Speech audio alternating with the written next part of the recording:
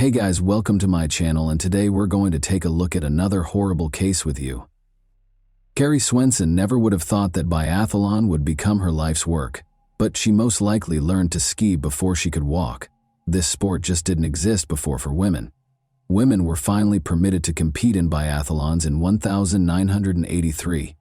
The USA squad competed in the first Women's World Championship in Chamonix, France, but did not qualify for the first Women's European Cup, even though many of them had undergone years of intense training. Carrie Swenson, a 22-year-old American, began with the customary 10-kilometer race. She came in 5th place, directly behind the Soviet athletes, who were regarded as the sport's unbeatable leaders. She finished 13th in the 5-kilometer sprint, the best among her teammates. But the relay was where the team, and Carrie personally, truly triumphed. Carrie and her teammates became the first American medalists, while the Americans finished in 3rd place. Following the conclusion of the biathlon season, Carrie went back to Montana and organized the summer of her dreams.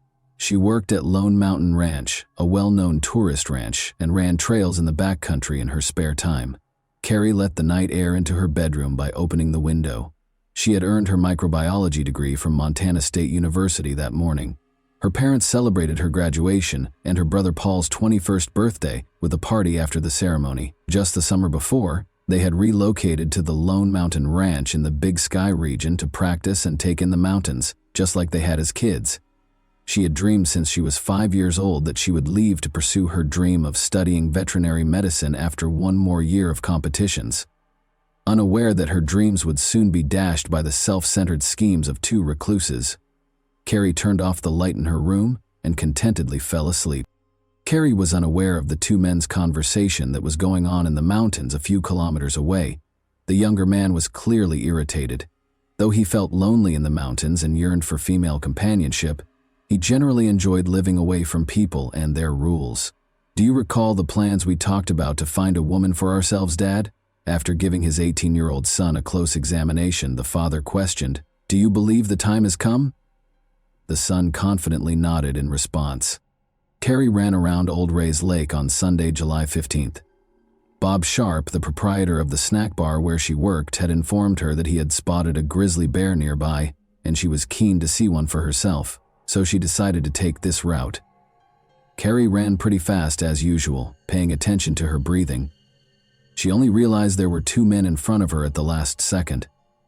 The strangers appeared disheveled. The younger one had a knife and a pistol in his hands, and neither of them was grinning. The hunting season was long over, but there were still rifles lying by a tree. The men made it clear to Carrie that they had no good intentions without taking their eyes off her. Regretfully, she saw them too late to turn around and flee. An adrenaline rush brought on by fear caused Carrie to run even faster, attempting to get past the strangers as fast as she could. But her plan didn't work. On the trail, the older man leapt directly in front of her and took hold of her wrist. He took hold of her other hand before she could respond. Unable to escape their hold, Carrie chose to keep her composure and use her cunning. She was scared by the wild expression in the older man's eyes. Remain composed. Avoid upsetting them, she thought. She pleaded, "Please, let me go." "No, we don't often see attractive girls like you. We would like to speak with you. What is your name?" He held Carrie even closer as he asked. He started questioning her about who she lived with, whether she was married, and other things. Carrie tried to scream, but the man quickly silenced her after realizing she wouldn't be easily freed. After letting go of her left hand, the stranger hit her in the face and tied her up with a rope. The men promised to hold her for 4 or 5 days before releasing her if she didn't enjoy living in the mountains, but she could tell by their smirks that they were more likely to exploit her weakness and end up killing her. She kept telling herself, "It's just a nightmare," hoping to wake up at any second. However, she knew it wasn't a dream because of the throbbing pain in her face and wrist. Carrie attempted to reason with them by stating that her friends and family would find her. The older man retaliated by threatening to shoot anyone who attempted to save her. In order to avoid being seen, the men rushed on, hoping to get deeper into the forest and away from the lake. All Carrie could do was let them pull her along on the rope. In order to make sure she wouldn't run in the wrong direction when she had the opportunity to flee, she covertly memorized the area while feigning submissiveness. As though kidnapping girls were a daily occurrence for the men, they strolled alongside each other, engaging in casual conversation. They talked about how they felt about the mountains, laws, and society. The elderly man voiced his displeasure with the way the area had developed, especially the fact that farmers were permitted to graze their animals on his property. He assured the younger man that he could acquire all life's necessities without going back to school or abiding by social norms. Carrie came to the conclusion that her captors were probably mentally ill as a result of these discussions. Carrie requested water and said she needed to rest in an effort to slow their pace. They decided to take a rest. As they got closer to a swamp, Carrie was horrified to see the older man start drinking from it. She attempted to alert him to the harmful bacteria found in the swamp, but he dismissed her worries, claiming to have never heard of it before. She also took a few sips, reluctantly. She observed that when she pretended not to be afraid of the kidnappers, they acted less violently. Carefully, Carrie began asking them how long they had been residing there without being aware of the risks associated with drinking water from the nearby swamp. They responded that although they had lived in the mountains for 12 years, they were still relatively new to the area. Carrie felt even more uneasy when the younger man smirked and added that they were in dire need of female companionship. Then they went on their journey. In an attempt to leave hints for her loved ones who would be looking for her, Carrie tried to step on soft ground and break twigs. Sadly, the older man saw her attempts and stopped them. Carrie, however, obstinately continued to make marks, and the older man continued to erase them because she had nothing to lose. They went on in this manner, and Carrie noticed that no one had yet begun searching for her when she looked at her watch. Only 4 o'clock in the afternoon had arrived. Alan Goldstein, Carrie's friend and co-worker who instructed visitors in shooting at the ranch, started to question why her run was taking so long. He was worried that she might not have been able to return home by herself because she might have run into a bear or twisted her ankle. Carrie was being led farther and farther from the ranch by the strangers in the meantime. They asked her whether she could walk 60 kilometers in a day. After talking about how far they needed to go, she declined to respond. It was impossible for her to tell her captors that she could run 50 kilometers in hilly terrain while training. They might go more slowly if they believed she was weaker than she actually was. Now she was certain they would not allow her to survive. Not today. Not in 4 or 5 days. They wouldn't give up their valuable independence for her. Carrie kept studying the men quietly. They were remarkably similar to one another in addition to having a similar philosophy. Her suspicion that they were father and son grew. Carrie was aware that people would soon begin searching for her, but nothing had scared her more than the idea of her parents or friends becoming the victims of her captors. Making an escape was one way to avoid this. She changed her strategy after pleading fail. "Change your tactics when you're losing," her tennis coach would often say. "When you have the chance to alter your approach, why keep playing a losing game?" Before deciding to take a night's rest at around 5 o'clock, the men chained her to a tree, drastically reducing her chances of escaping. Carrie was the centerpiece of the feast that the black flies and mosquitoes were enjoying. She was tired, thirsty, hungry, and afraid for her life. Now chained close to the tree, she saw a number of rocks, one of which might be used to break a chain link. It was time to try the new tactic. At night, Carrie made the decision to become intolerable. "Hey, standing by the tree is getting old to me," she insisted. "Leave the chain loose so I can sit down." Despite their confused expressions, the men let her sit. She tried to reach for the rock in private, her eyes closed as though she were sleeping. Sadly, the younger man saw her attempt and took away every rock within her reach. She kept acting rude and demanding feminine products at around 8 p.m. because she was freezing and the mosquitoes were driving her crazy. The older man began discussing how they had many of his ex-wife's belongings in the underground cave where they lived after the younger man, whom the older one called Dan, gave her a shirt and socks. He continued by saying that those caves were very comfortable and that they would never be discovered there. In the distance, Carrie heard a voice. Regretfully, her captors also heard it. A plane appeared in the sky at the same time. Carrie was unaware that the plane was looking for her, but the men were startled and put out the campfire right away. It is obvious that they were surprised that someone would look for the hostage so quickly. The plane circled the forest for about an hour before taking off. Carrie waited anxiously for the night to come and to see what they would do to her. But as they sat quietly by the smoldering fire, they left her alone. When night fell, they lay in one sleeping bag and gave her the other. Carrie's coworkers became increasingly concerned as the sun started to set. They began looking for her 2 hours after she was expected to arrive at work. Carrie's friends and family split up into 4 groups and were each given a specific area to search. In order to get assistance flying over the forest, Carrie's father, Rob Swenson, contacted a friend who was a pilot. He was filled with fear when Bob Sharp told him that Carrie might run into a grizzly bear on that trail. For several hours, the teams combed the areas where Carrie was likely to run while calling her name. However, they had to halt the search as night fell. When their father got back from the airstrip, Carrie's brother Paul discovered him at the ranch. His father appeared pale and anxiously restless. Paul went to his room and asked his father to notify him as soon as there was any update on Carrie because he needed some alone time. After a hasty shower, he collapsed on his bed. Then he caught sight of Carrie. Like a captive animal, she was chained to a log. Nearby, the men sat around the campfire. His sister was in tears. Paul hoped it was only a bad dream when he woke up from this terrible nightmare, not knowing what it might mean. They would resume their search as dawn broke, and they would undoubtedly locate her in the morning. To Carrie's surprise, the captors only moved the camp roughly 50 meters from the original campsite when they made the decision to move it. Dan didn't think twice about using his gun to go hunting and shoot a squirrel for breakfast, in spite of the continuous search for her. The older man insisted that Carrie turn over her shorts while Dan was making breakfast, claiming that their vivid red hue drew too much attention. After taking them, he returned to the former campsite. This gave Carrie a chance to speak with Dan alone. By claiming that he was too young for such crimes, she attempted to convince him to allow her to return to her family. Dan said, "No, you're cute, and you'll stay with me," after giving her a close look without showing any signs of regret, worry, or a smile. Carrie received her shorts, which were smeared with soot from the earlier campfire, from the second kidnapper when he returned. Carrie began putting on the shorts in her sleeping bag while fighting back tears. She was nearly finished when she noticed someone flat on the ground and heard rustling in the bushes to her right. Dan sprang to his feet and pulled his gun from its holster. Carrie yelled, "Remain back! Keep your distance! They will shoot because they are armed!"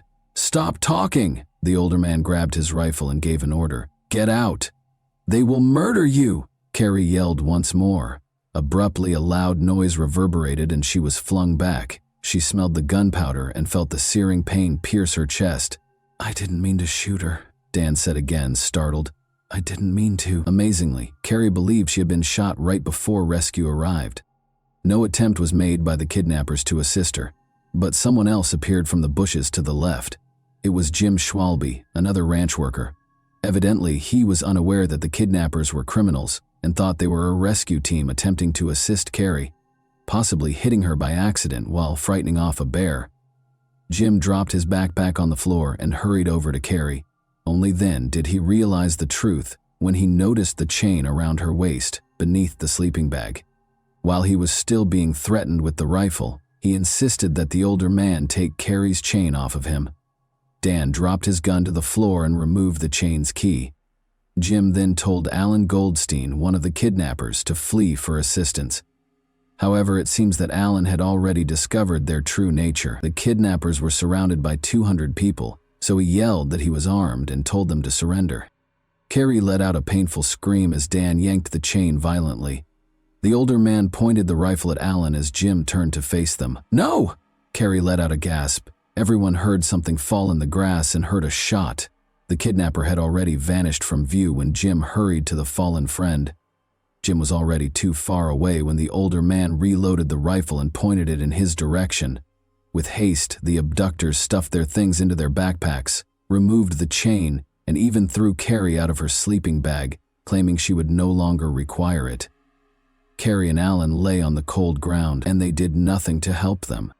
Carrie could hear Alan's radio crackling, but she dared not try to get to it because he was lying too far away. Her whole body felt cold, and she tried to crawl toward the extinguished fire with what was left of her strength. Hoping there were still warm logs to help the leaves catch fire, she tossed some leaves and twigs toward the fire while lying on her stomach. Carrie lost consciousness when she attempted to blow on them because she was too weak. An army of black ants raced toward her blood-soaked shirt as she awoke. No, she chased them off. She was reminded of her desire for life by these ravenous insects. Alan had fallen too far away for her to help him find the radio, but then she saw Jim's backpack close by. After struggling to unfasten the backpack with her icy fingers, she discovered a sleeping bag, a chocolate bar, and a water bottle inside. There was no radio. After successfully inserting her legs into the sleeping bag, Carrie opened the water bottle to find some warmth. She took a sip of what turned out to be warm lemonade and nibbled on the chocolate bar. Carrie attempted to approach Alan once more, but this time she had to pull the sleeping bag with her. She couldn't help but think of her brother Paul's reaction when he saw her crawling on the ground like a caterpillar. He would most likely chuckle and encourage her at every turn. She laughed at the absurd ideas that crossed her mind during these times. Unaware of the situation, other search teams carried on their work about 1.5 kilometers away from the shootout. Jim Schwalbe, breathing heavily, abruptly cut them off. To those around him, he yelled, "There were 2 guys. When Carrie yelled at us to keep away, they shot her and tied her to a log." "Is she alive?" Bob asked him. "She was when I fled, but she was shot by that scoundrel, and Alan was struck in the head by the elderly man." Carrie was losing life with each breath. The bleeding worsened as breathing became extremely challenging. She instinctively made a choice. She closed her eyes and found herself back on the biathlon track, where, like speed and accuracy, athletes systematically practice their breathing technique. Carrie was able to slow down her bleeding and heart rate by focusing and breathing very slowly, almost like in yoga. Strangely, the annoying flies that buzzed around her kept her awake. Jim was on her mind. Unless he encountered the kidnappers once more, he ought to have brought assistance by now. A few hours later, that grating buzzing noise was back. Searching for the source, Carrie noticed a helicopter hovering over the treetops. People were looking out of it as it paused right over her. "Please, locate us as soon as possible," she begged in silence.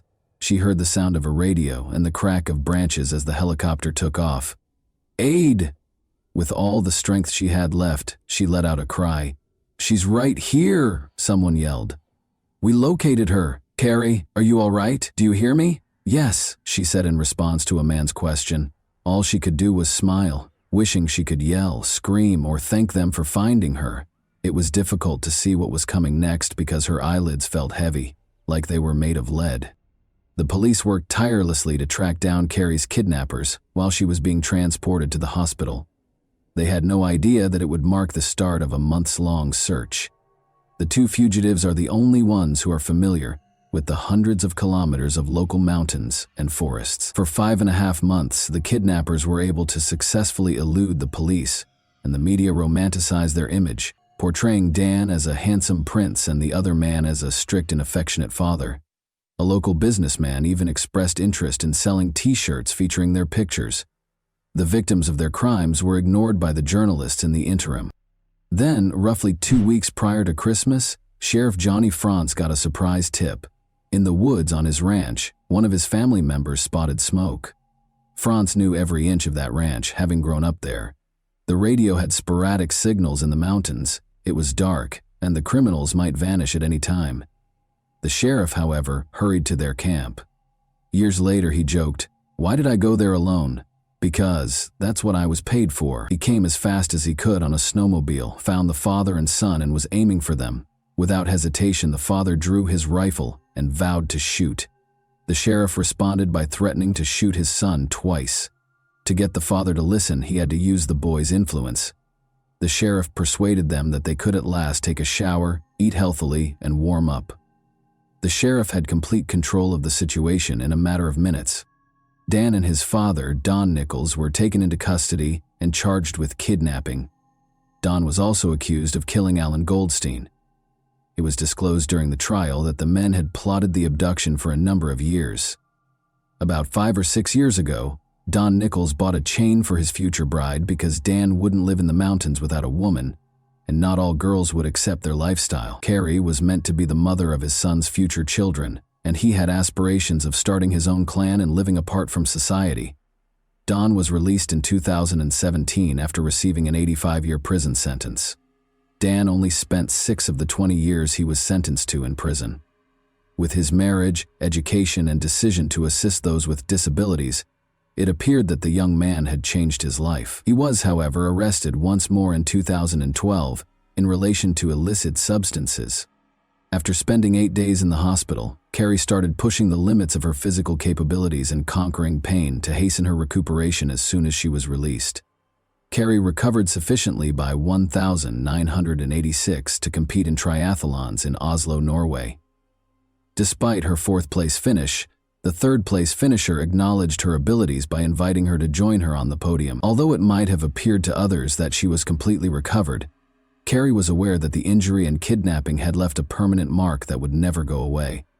During intense physical exertion, she still felt pain from scar tissue and the bullet shrapnel that was still embedded in her body, affecting nearby nerves. She therefore made the decision to give up competitive sports and concentrate on becoming a veterinarian, moving to Colorado to pursue her studies. Carrie Swenson, who has loved the outdoors since she was a young child, is a veterinarian in Bozeman, Montana, and still enjoys it today. She has turned into a harsh critic of the media's coverage of the kidnapping and hardly ever discusses what happened. She felt that the romanticization of the murderers and kidnappers as rugged mountain men skilled in wilderness survival was particularly inappropriate. Additionally, she thought that the media greatly minimized the emotional trauma of the kidnapping by making it seem more romantic than it actually was in the hands of the mountain people. The Nicholses may have lived in the mountains at times, but they couldn't survive there. At least, not without theft and robbery. Often leaving the woods for months and buying modern equipment, in the end they were so easy to catch because they froze, starved, and grew tired of mountain life. They are no true mountain men, Carrie wrote in a 2012 article for the local newspaper after Dan was arrested once more. And that wraps up today's chilling story. If you enjoyed this video, don't forget to like and subscribe so you never miss a new upload. Also, let me know in the comments, what part of this story shocked you the most? Thank you for watching, and I'll see you in the next video.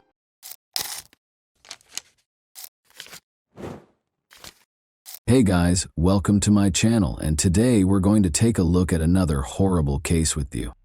Horia and Bouvier, both foreign students, became friends while attending the Sorbonne in Paris.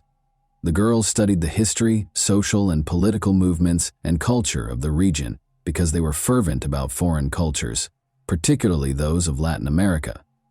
Horia was 24 years old and was born in Morocco. She chose to set aside her books and travel to Argentina after finishing her thesis on the subject. At 29, Cassandra was accustomed to seeing the world, so she accepted her friend's invitation with pleasure. After packing their bags, the girls set out on a journey across the Caribbean basin, Central America, and South America. The friends traveled to Salta, a province in northwest Argentina with a fascinating history, geography, and social scene, in July 2011. The terrain varies from tropically dry plains in the east to snow-capped peaks in the west. Curiosity-driven students can explore and study the architecture, which includes churches and cathedrals constructed during the colonial era. It is important to note, though, that Salta upholds conservative traditions, much like many northern provinces in the nation, and most likely throughout Latin America. The distinctions between social classes are noticeable, and the Catholic Church has a big impact on people's daily lives. A small number of powerful families have dominated politics for many years. It should be noted that the details will become clearer as this story develops. Since they intended to return to Buenos Aires, Cassandra and Horia checked into a hotel in Salta on July 15 and left to explore the sites without unpacking.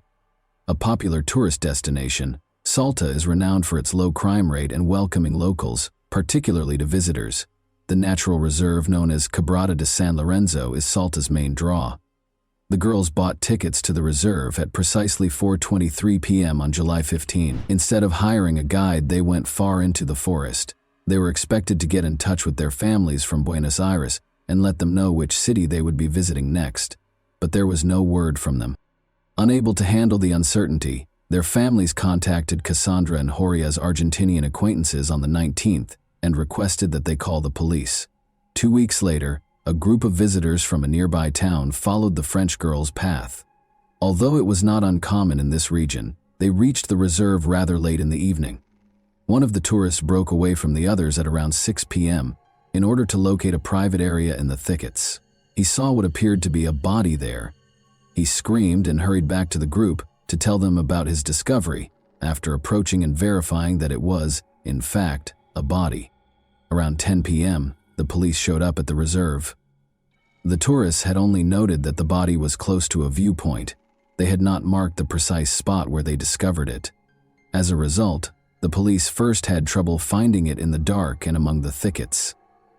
The body was eventually located, but before they could start their work, they found 2 more victims a short distance away. It was the 2 French tourists who had gone missing. Given that many people in the area hunt for food, the police came up with a number of theories, one of which was that the girls might have been unintentionally shot by a local hunter.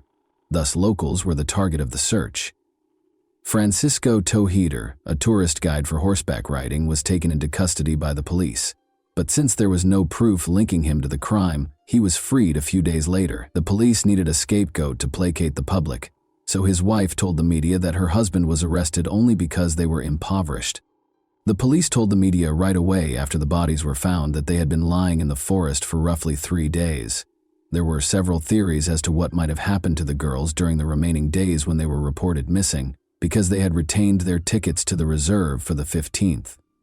There was conjecture that they were abducted, held captive, and subsequently disposed of. The police later explained that the girls had been lying in the reserve close to the viewpoint for 14 days before they were killed. There were rumors of violence against the girls because of Cassandra's ripped clothes, and Horia's pants and underwear being pulled down to her knees. This was verified by the autopsy. The tourists were sexually assaulted, severely beaten, and then shot with a .22 caliber gun. The police discovered a matching shell casing in the reserve. They went back to the reserve's entrance after determining that the girls had successfully gone for a walk. There weren't many people there because it was getting late, and the weather wasn't suitable for strolls. The perpetrator or perpetrators obviously approached their victims at that point, and one of them assaulted Cassandra. The girl was kneeling in front of her killer when she was shot in the head, following the abuse she had endured. After witnessing Cassandra's murder, Horia made the decision to persevere. She struggled with at least one attacker, as evidenced by the clump of hair that remained in her clenched fist. Then, based on the investigators' assumptions, the girl was shot and ran down the slope from the height. It went through her shoulder and struck her in the back. The criminals departed, thinking Horia was done as well. She tried to crawl back to the trail, but she was still alive. Her efforts were in vain, however, for she was too feeble and suffered for several more hours before passing away from blood loss. When the investigators looked through the girls' hotel room, they discovered that there was only one phone among their possessions, rather than the 2 they had anticipated. They found that a local girl named Maria Fernanda Canyons, R.S., the daughter of a former police officer, was using Horia's phone after tracking it down. They also discovered that Horia was in possession of her camera. According to the girl, these were presents from Gustavo Lassi, her boyfriend. The 23-year-old Gustavo was a guide in the reserve, and his father was a tourist ticket vendor. Gustavo had offered the French girls his services, but they turned him down. Gustavo thought that changing the SIM card in the phone would be sufficient to evade detection. Gustavo Lassi admitted to being at the crime scene and taking part in the violence, though not right away. He asserted, however, that he was only a witness and neither the murderer nor the instigator of the French girls. He described how, after hearing a commotion and rushing to the cries, he saw 2 men, a stonemason named Daniel Vilt, 24, and a gardener from the plains of San Lorenzo named Santos Clemente Vera, 31, tormenting the girls. These men allegedly forced him to take part in the violence before letting him go. He did, however, remember to bring the girls' camera and phone. The gun that fired the deadly shots was found by the police during a search of Gustavo's house. The police were able to determine the precise moment of the attack on the French girls thanks to Horia's camera. Before starting their hike through the reserve, the girls took a few pictures while they were sightseeing. The tourists' final photograph, taken at 6:28 p.m., 2 hours and 5 minutes later, was hazy and ambiguous, leading investigators to surmise that the attack happened at that exact moment. Murder charges were brought against all 3 men. Witnesses came forward right away and identified Vilt as the individual who tried to sell a rifle. But since he was at a bank when the attack happened and could provide proof, he had a strong alibi. Vera was freed because of insufficient evidence and his denial of guilt, while Gustavo Lassi was sentenced to 30 years in prison in 2014. He said he had an alibi too. Both men were given life sentences in prison in 2016, though, after the prosecutor insisted on a review of the case. One of the most well-known cases in Argentine history appeared to have come to an end. The story doesn't stop there, though. The case was investigated by French journalist Jean-Charles Chattard, who spent 4 years writing a book outlining his reasons why the girls could not have been killed on July 15 in the nature reserve, as the investigators claim. The journalist is certain that the girls' bodies were just taken to the reserve following the murder, not that they perished there. First of all, in contrast to the victim's shoes, his were covered in dust and dirt even after a brief stroll through the reserve. Such a path, enduring violence, fighting for their lives, and still having clean shoes would have been impossible for the girls. Second, the tourists' overall appearance was peculiar. They weren't dressed for a hike in the nature reserve, but rather for an evening event in the city. The bodies were left in Quebrada de San Lorenzo for 2 weeks, which is the next oddity. The reserve is an open, wild place where condors, foxes, and pumas live. The police might have discovered fully gnawed bones after such a time. Despite the fact that the bodies were found in a well-known reserve close to a popular viewpoint, they were found to be spotless. Last but not least, the pathologist who examined the bodies declared with confidence that they were killed no more than 3 to 5 days prior to the autopsy. The doctor was categorical when it came to the date of the murders, stating in the report that it was July 26, 2011. Interestingly, this date was rescheduled for July 15 by the investigating judge. Is there any chance that the judge purposefully falsified the facts in order to shield someone? Was he attempting to falsify the evidence? The commissioner in charge of the investigation, Nestor Piccolo, was persuaded of this very thing, and it might have cost him his life. 4 months after the investigation began, Commissioner Piccolo passed away, inexplicably. He was discovered with a bullet wound to his head at the commissioner's office entrance. Although his mother claimed that her son made the decision, she is positive that he was executed. Nestor was developing a new version prior to his passing, and no signs of gunpowder were discovered on his hands. Clemente Vera claims that Gustavo Lassi is merely an accomplice of the true criminals, who are representatives of the province's upper classes, and that he is innocent. Many people, including the judge and powerful local families, were concerned about Nestor's investigation because they did not want the truth to be revealed and could not permit the deaths of the French girls to come to light. But in April 2014, an anonymous letter detailing the same trail that Commissioner Piccolo was looking into broke this conspiracy of silence. The families of the victims in France received the letter. After obtaining a copy, Chattard followed up on this lead. A woman who was afraid to testify in court wrote the anonymous letter by hand but did not sign it. After several months, Chattard was able to locate the witness. It turned out to be a girl who frequently hangs out with a select group of powerful people in Salta. She was aware that since the 2 tourists had been invited to a party hosted by the city's affluent youth on July 15, 2011, they could not have been murdered in the nature reserve. Her account of what transpired is entirely different. Alcohol is served freely at these parties, and everything seems like it's from a movie. But it's all real. The girl claimed that Cassandra and Horia were among the visitors, and that they were spotted close to the pool. The men's interest in the gorgeous French women grew as the evening went on and more alcohol was consumed. They led them inside the house at around 3 in the morning, and nobody saw them again. One of the tourists was being harassed by the guys. She refused, of course, but things went too far and the men no longer cared about her opinion. In order to keep the truth from coming to light, the guys chose to murder both of them after her friends saw what transpired. They took their time, though, torturing the victims for days before killing them. The witness gave the precise address of the alleged incident, a villa in Buena Vista, the city's most upscale neighborhood where ministers, deputies, and affluent foreigners live. Since the villa is frequently rented out to private parties, it is typically not occupied permanently. Additionally, the French women were last spotted in a pool. The villa's location, directly beneath the bodies, is the most fascinating aspect, though. A secret trail leads to the nature reserve's lookout point behind the house. If the witness's account is accurate, the girls' bodies were transported through that path during the night and dumped in the thickets of the reserve. But how could such a crazy situation that was taking place in full view at a party be kept a secret for so long? According to the witness, it can be explained by the fear that actual criminals instill in anyone who has the audacity to speak up. She claimed that the son of a deputy who assaulted the French woman was responsible for organizing the party. He severely beat her when she attempted to flee. The politician's two other sons also participated in the attack and subsequent killing. Today, during his most recent election campaign, the deputy's face calmly gazes down from a number of billboards. It should be noted that one of his sons became a politician, just like his father. One judge who oversaw the initial investigation expressed a great deal of interest in the story told in the anonymous letter, but the politician declined to comment on these claims. He thinks it has everything needed to bring about justice. The judge who later took over the case, however, had no plans to look for additional offenders. He blames the deaths of the French women on the provincial justice system and thinks that the family must have a lot of power to influence the police. The witness's account that he witnessed the two French women departing the nature reserve on July 15 is given more credence in the updated version. This implies that the crime might have taken place at a different time and location than the investigators maintain.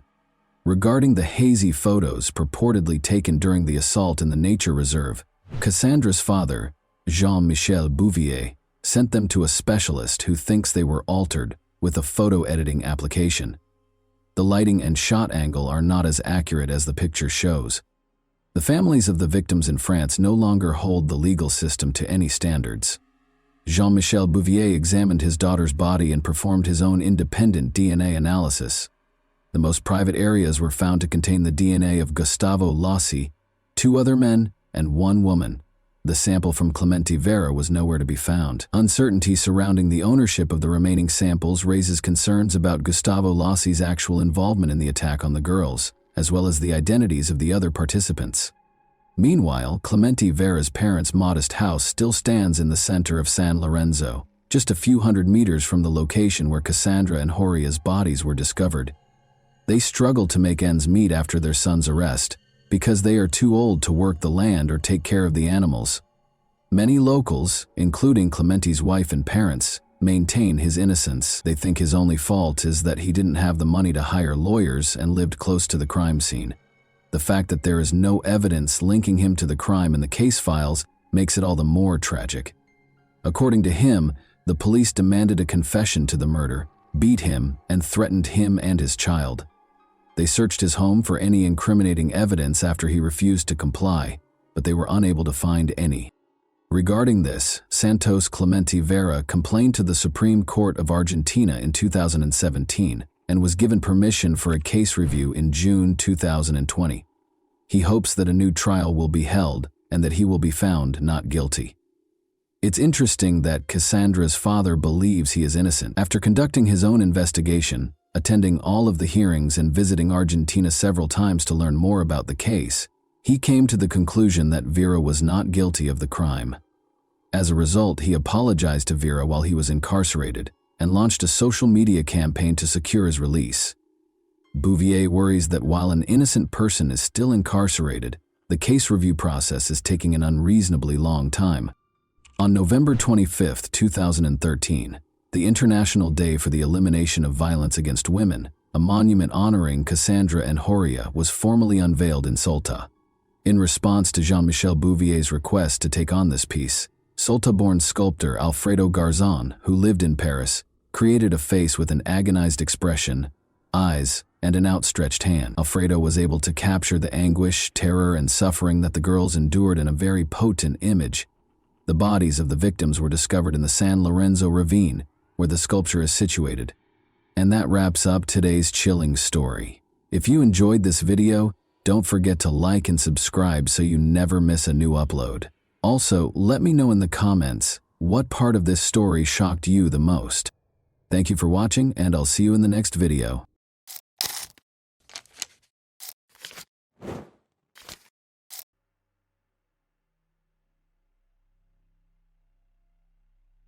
A freshman at a prestigious university vanished without a trace after a sporting event, leaving her car and keys in the parking lot. The police did not investigate the case, believing that the young woman had simply fled, but her parents and friends were aware that something terrible had occurred. The mystery remained unsolved for 12 years, and it wasn't until the end that the truth was revealed. Shannon Melinda was born on October 20th, 1974, in Miami, USA, and her parents welcomed a second daughter, Monique, 5 years later. From a young age, the girls were taught that their first priority should be to obtain a good education. This approach had a significant impact on Shannon. She excelled academically from the start of her school career while also making time for various clubs and sections, where she outperformed her peers in every way. Shannon made it clear in high school that she wanted to pursue a career in politics or law. She led the school debate club and, in her final year, even gave speeches in the United States. Congress and the General Assembly of the United Nations are part of special training programs. Following these events, she decided she wanted to work for the Supreme Court. To achieve this goal, she required a solid legal education. Shannon submitted applications to several of the country's top universities. Given her perfect grades and extracurricular accomplishments, all universities and colleges were eager to accept her, but she chose Emory University in Atlanta, Georgia. In addition to being one of the top 20 universities in the country, Emory offered her a $15,000 annual grant for the first 4 years of study, which covered the majority of her tuition. She moved to Atlanta after graduation to pursue a degree in political science. The university made a strong impression on her. She quickly adjusted and made many friends. Shannon was able to find a part-time job despite receiving the grant. A few kilometers from her dorm was a softball field that needed employees, and her responsibilities included keeping track of the game's score. Shannon was forced to quit her job on March 26, 1994, due to an error made by her supervisor. That morning, another employee was supposed to keep score, but Shannon was accidentally added to the roster and agreed to work the game. Shannon arrived at the stadium around 8:40, and her shift ended 4 hours later. Usually after work, the young woman would stop at a nearby gas station to get a soda. That day she also left, but no one saw her again. The stadium management had expected her to return after halftime to turn in her scorecard, but she never did. Her friend and roommate, Athena, was the first to sound the alarm. Shannon's absence from her dorm in the evening initially alarmed her. She had no other place to sleep and was unlikely to stay with anyone after not waiting for her roommate. The next morning, Athena decided to call Shannon's parents and see if they had heard from her in the previous 24 hours. Shannon's parents were at work at the time, so Monique, her younger sister, answered the phone. Monique informed Athena that she hadn't spoken with Shannon in a few days and promised to ask their parents when they returned home. Athena became increasingly concerned and told 2 mutual friends about Shannon's disappearance. They decided to look for her on their own. They got into their car and drove around campus. They eventually made it to Shannon's stadium, where they were met with a disturbing discovery. As they approached the stadium, they noticed a gas station nearby and were surprised to see Shannon's car. Her parents gave her a black Nissan 280SX as a gift. When they arrived at the gas station, they found the car empty, with the keys in the ignition and the doors unlocked. Shannon would never leave her car in such a state, which added to their anxiety. Her friends called the police because they suspected something terrible had happened. Unfortunately, the officers who arrived did not take the situation seriously. They took a quick look at the car and determined there was no evidence of a possible crime. Because there was no blood or signs of a struggle, the officers told the friends not to worry. They did not even collect fingerprints from the steering wheel or doors. Furthermore, they asked Athena to drive the car to the university parking lot, which she did.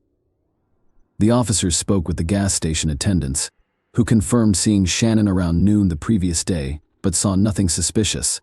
Shannon had most likely fled at the age of 19, according to the official police version. The case was not treated seriously. Shannon's parents decided to travel to Atlanta right away to join the search for their daughter. When they discovered that the police were unwilling to investigate, they did everything they could to change the situation, and their efforts were successful. Shannon was accepted into a non-profit organization by former President Jimmy Carter as a result of her connections after speaking in Congress. Shannon's parents had brought her disappearance to his attention. Carter and Senator Bob Graham secured FBI involvement in the case. Shannon's parents flew to Atlanta and started looking for their daughter.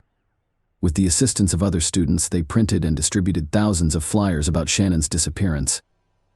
Later, her father rented a billboard and announced a $10,000 reward for any information leading to Shannon's location. The young female detectives identified several suspects among Shannon's acquaintances, but were quickly convinced of their innocence. 3 days after Shannon vanished, something interesting occurred. An unidentified man called the police hotline number listed on the flyers to report Shannon's appearance. He stated that the reporters made a mistake when reporting on the young woman's disappearance. Shannon was said to be wearing green shorts on the day she went missing, but they were actually blue. Furthermore, the caller stated that he had Shannon and would keep her as long as he wanted. Despite this distressing call, law enforcement continued to believe Shannon had simply fled somewhere. This assumption persisted for several days until April 6th, when an unidentified man made a second call. This time, he called the university's counseling center to inform them that Shannon was at his residence and was fine. He promised to call later and demand her return. Finally, he stated that he would leave Shannon's ring for the police near where he was calling to confirm his statements. This time, the FBI quickly traced the call and discovered that it originated from a payphone near a Burger King restaurant in suburban Atlanta. When detectives arrived at the location, they discovered the ring in a cloth baggie wrapped in duct tape. Shannon's parents confirmed that the ring belonged to her. This news brought them relief because it gave them hope of seeing their daughter alive again. Since then, they had been waiting for the perpetrator to call back and make his demands. This event prompted law enforcement to reclassify the disappearance case as a kidnapping. The police department appointed a new lead detective, who immediately pointed out his predecessor's lack of professionalism. He said that almost all of their actions were flawed. They did not take Shannon's fingerprints and instead asked a stranger to drive her car to another location. They also did little or nothing to investigate the case, believing that the young woman had simply run away and would return shortly. With this in mind, the investigators decided to rework every possible lead from scratch. The first thing they looked for was the softball field where Shannon was last seen the day she vanished. The fact that the young woman had been missing for several weeks added to the confusion. In addition, a championship game was held on the field that day, bringing the total number of visitors and participants to over 100. The detectives attempted to question as many people as possible, urging them to recall any suspicious incidents during the game. To their surprise, many people shared the same story. The only oddity in that game was the referee's behavior.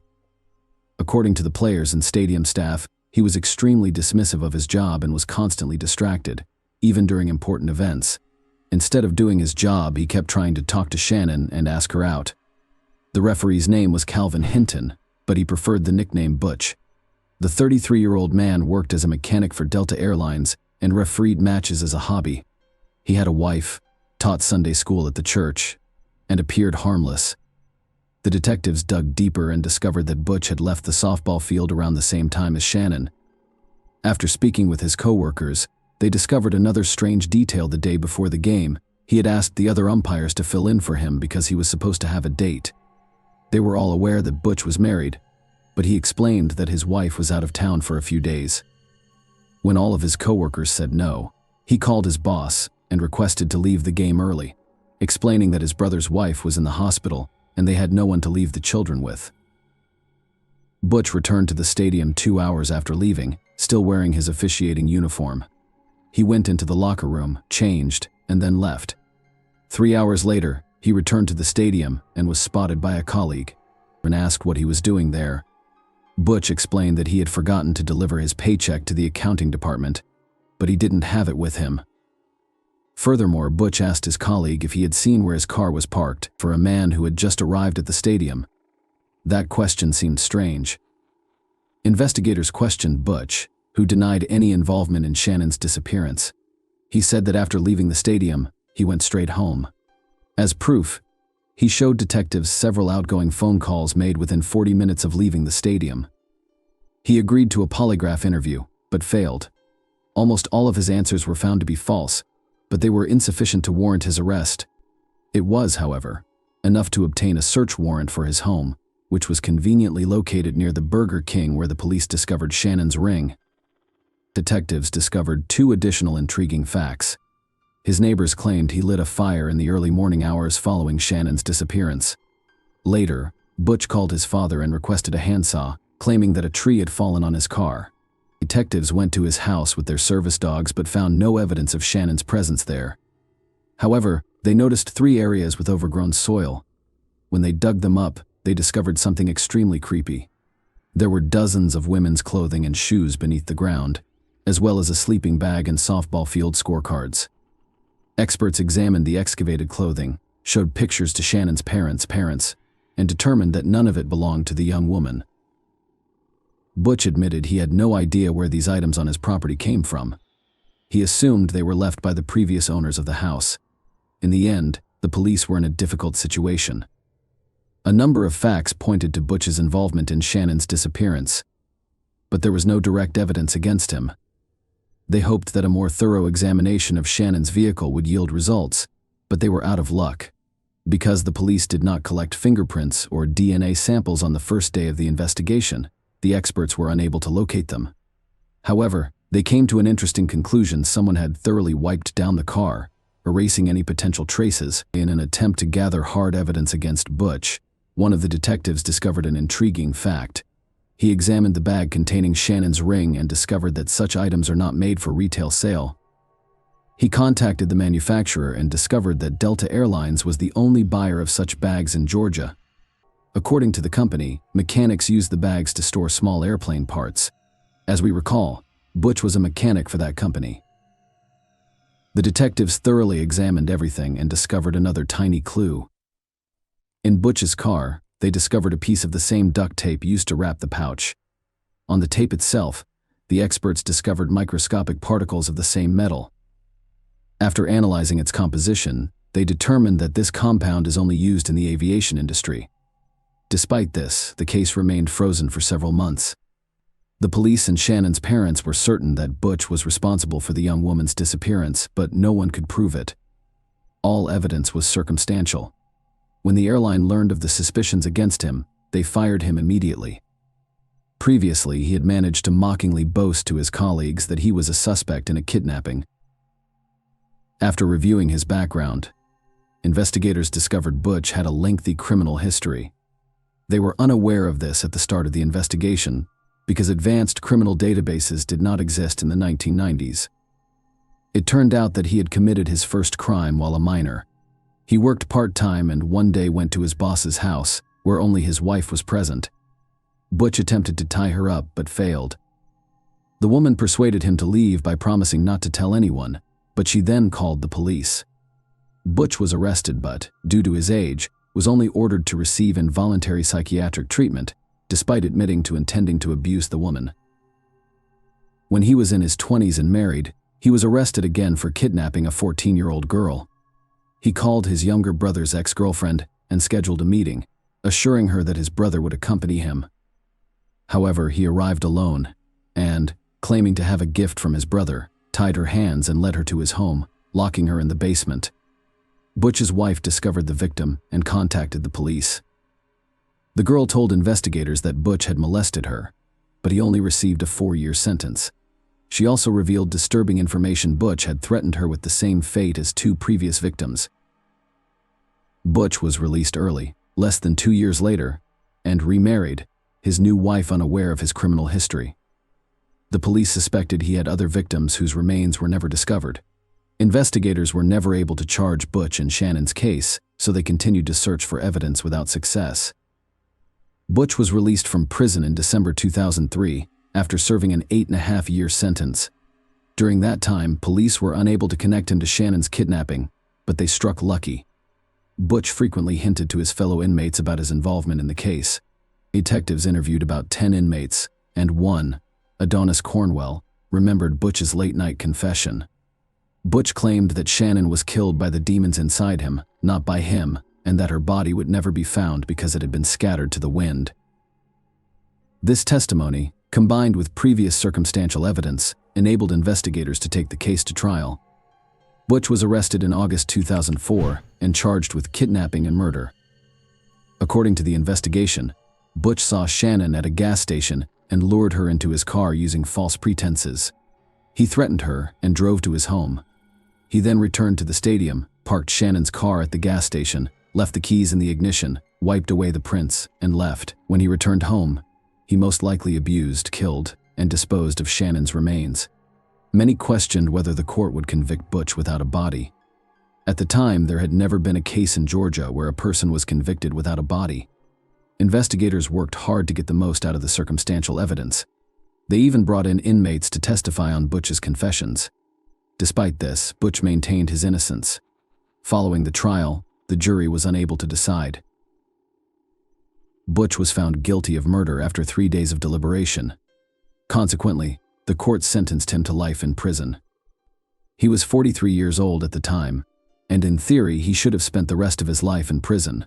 But there was one unsettling detail: the perpetrator was eligible for parole every 7 years under the statutes in effect at the time of the murder. Butch attempted to challenge the court's decision but was unsuccessful, and 2 years later, in 2006, something very unexpected happened. He decided to confess to the murder. His story was almost identical to the prosecution's. He saw Shannon in the parking lot and suggested she go to Burger King for a meal. Shannon agreed, so they drove there in his car. After lunch, they returned to the field, but Butch missed the right turn, came to a halt, and complained that his leg was cramping. He asked Shannon to drive and sat in the back seat. He pulled out a prepared knife and threatened to make the young woman drive to his house. He tied her up and told her he would not hurt her. Butch stated that all he wanted to do was sell her car and then let her go. She remained calm and did not attempt to scream or fight back. Butch returned to the stadium and drove Shannon's car to the gas station, leaving the keys inside. He did this in the hopes that someone would steal it, which would throw the cops off guard after thoroughly wiping the steering wheel and other areas where he might have left fingerprints. Butch returned home, abused the young woman, and then left for the movie theater with his nephews and their parents. Apparently, this family outing was planned as an alibi. When he returned home, he continued to abuse Shannon while repeatedly promising to let her go as soon as he sold her car. He then allegedly began to realize the gravity of his actions and attempted to figure out what to do next. He went to bed, awoke a few hours later, and began to panic. He then went down to Shannon's house, wrapped a tie around her neck, and strangled her. According to Butch, she was sleeping at the time, and everything happened quickly. Next, he spent hours debating what to do with the body. By morning, he had decided to burn it, so he started a large fire and added fuel before putting the body in. He changed his clothes and attended the church service. When he returned home, the fire had allegedly consumed all remains. The man claimed that the unbearable weight of guilt forced him to confess what he had done, but it was difficult to believe. First, he made 2 taunting phone calls to the police and the university, claiming Shannon was still alive after having already disposed of her body. Second, he intended to kidnap another woman, his wife's closest friend. That day, as soon as his wife left town, he called her and invited her over, claiming that he and his wife wanted to meet her, but the friend declined, saving her life. Knowing this, can we speak of Butch's remorse and guilt? In addition, he claimed that the fire reduced the body to ashes in a matter of hours, which appears impossible. The man stated that when he returned home from church, there was no trace of Shannon. He allegedly waited for the ashes to cool before gathering and dumping them on the railroad tracks. Most likely, he lied and needed to bury the remains, including the bones, somewhere. But why would he do this? Butch's only option was to realize he might never be released and play the remorse game. However, if he had pointed out where the body was buried, his sentence could have been altered, denying him the opportunity to petition for release. Despite the fact that experts discovered traces of fuel, he continued to insist that the fire in his house was caused by a broken vacuum. He is currently in prison, and his next petition for parole can be filed in 2025, when he will be 64 years old. Shannon's parents are still fighting to prevent his release. The only question that remains for investigators to this day is whose belongings were buried in Butch's backyard. Was he involved in the deaths of other young women? Possibly in the dozens? Please leave your thoughts on this story in the comments, and thank you for watching.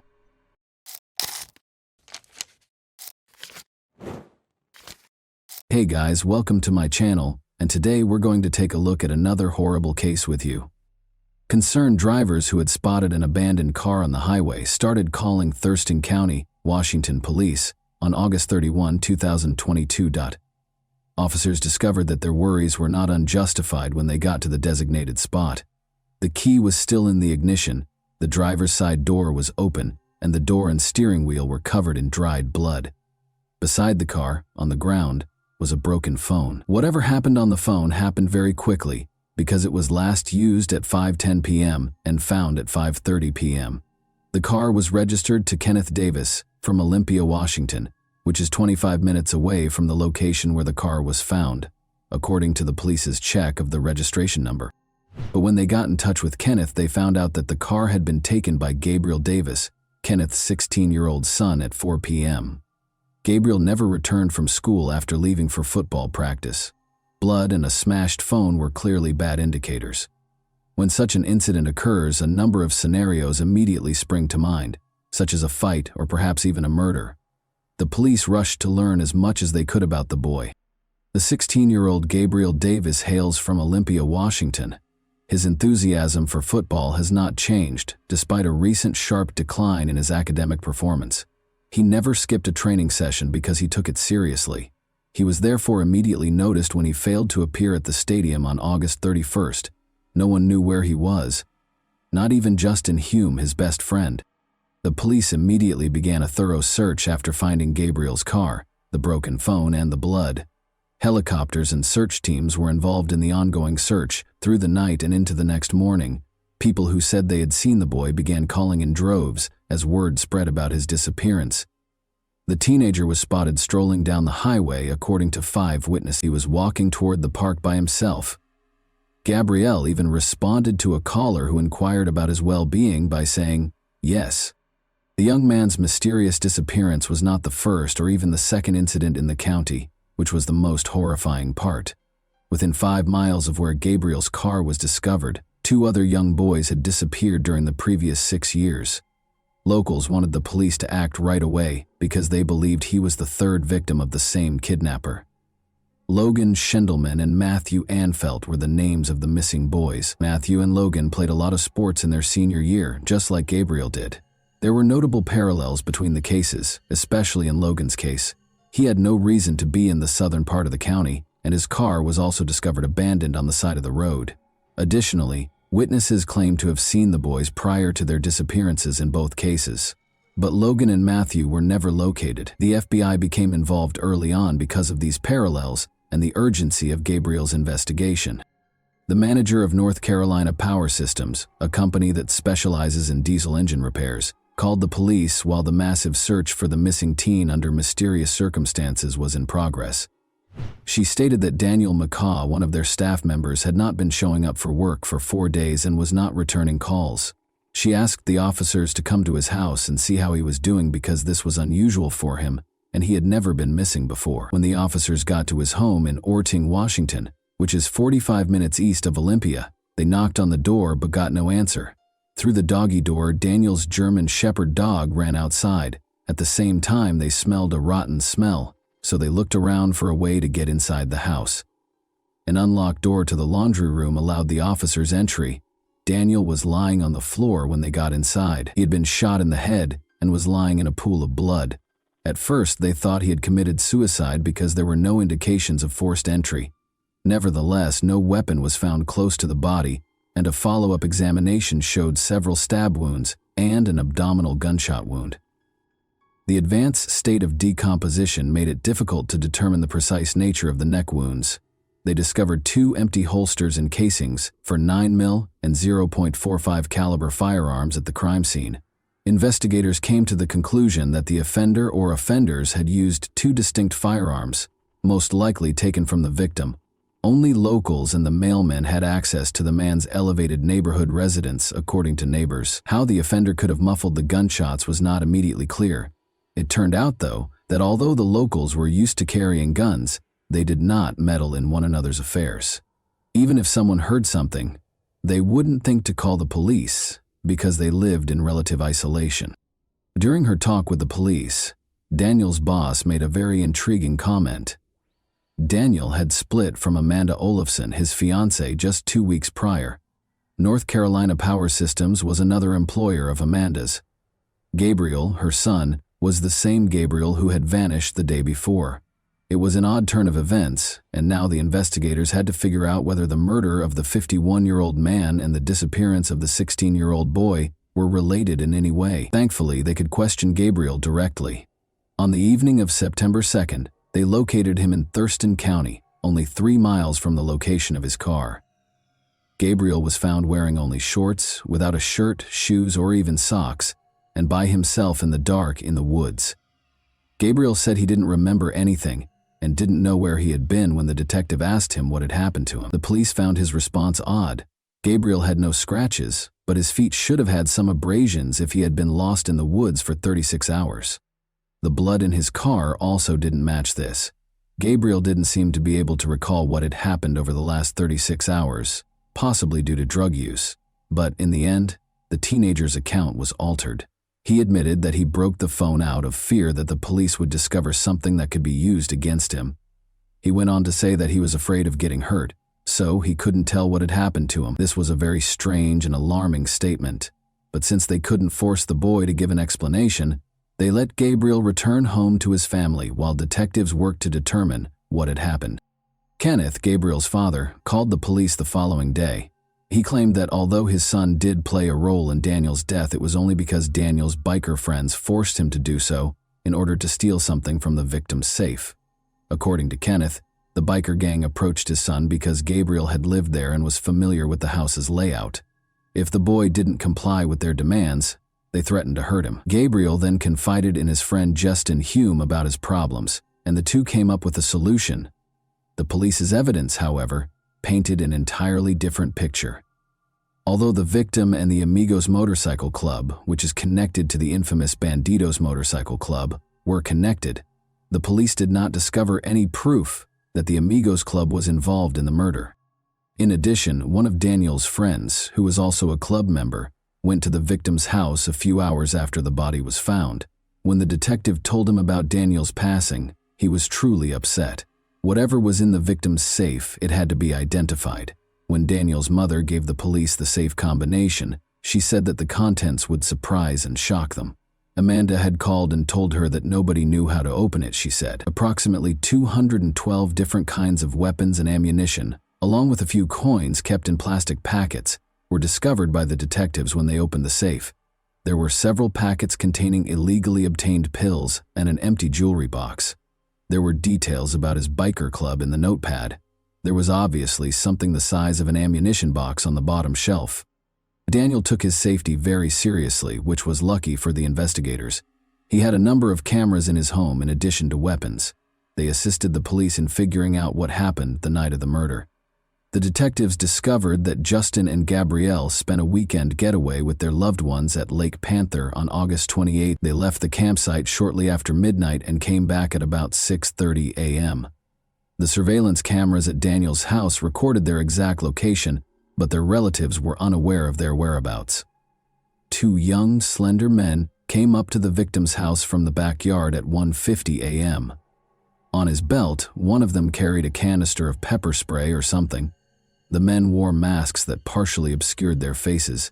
One of them had on a ski mask, the other a medical mask and a baseball cap. They had flashlights on hand. Through the dog door came the young men. After a while, nothing happened. But at 2:41 a.m., the homeowner left the garage, went inside, and vanished from the camera.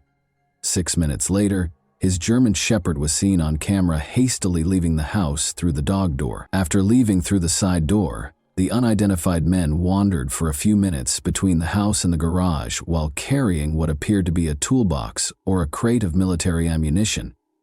At 2:52 a.m., they finally left the crime scene, bringing with them what appeared to be a toolbox or a military ammunition crate. Gabriel informed his father that Justin followed Daniel after he came inside from the garage, stabbed him, and then there was a gunshot. The safe was in the garage, so Gabriel went there. At that moment, he says he heard 2 gunshots. On August 29th, the guys went back to their regular lives after disposing of the weapons close to Daniel's house.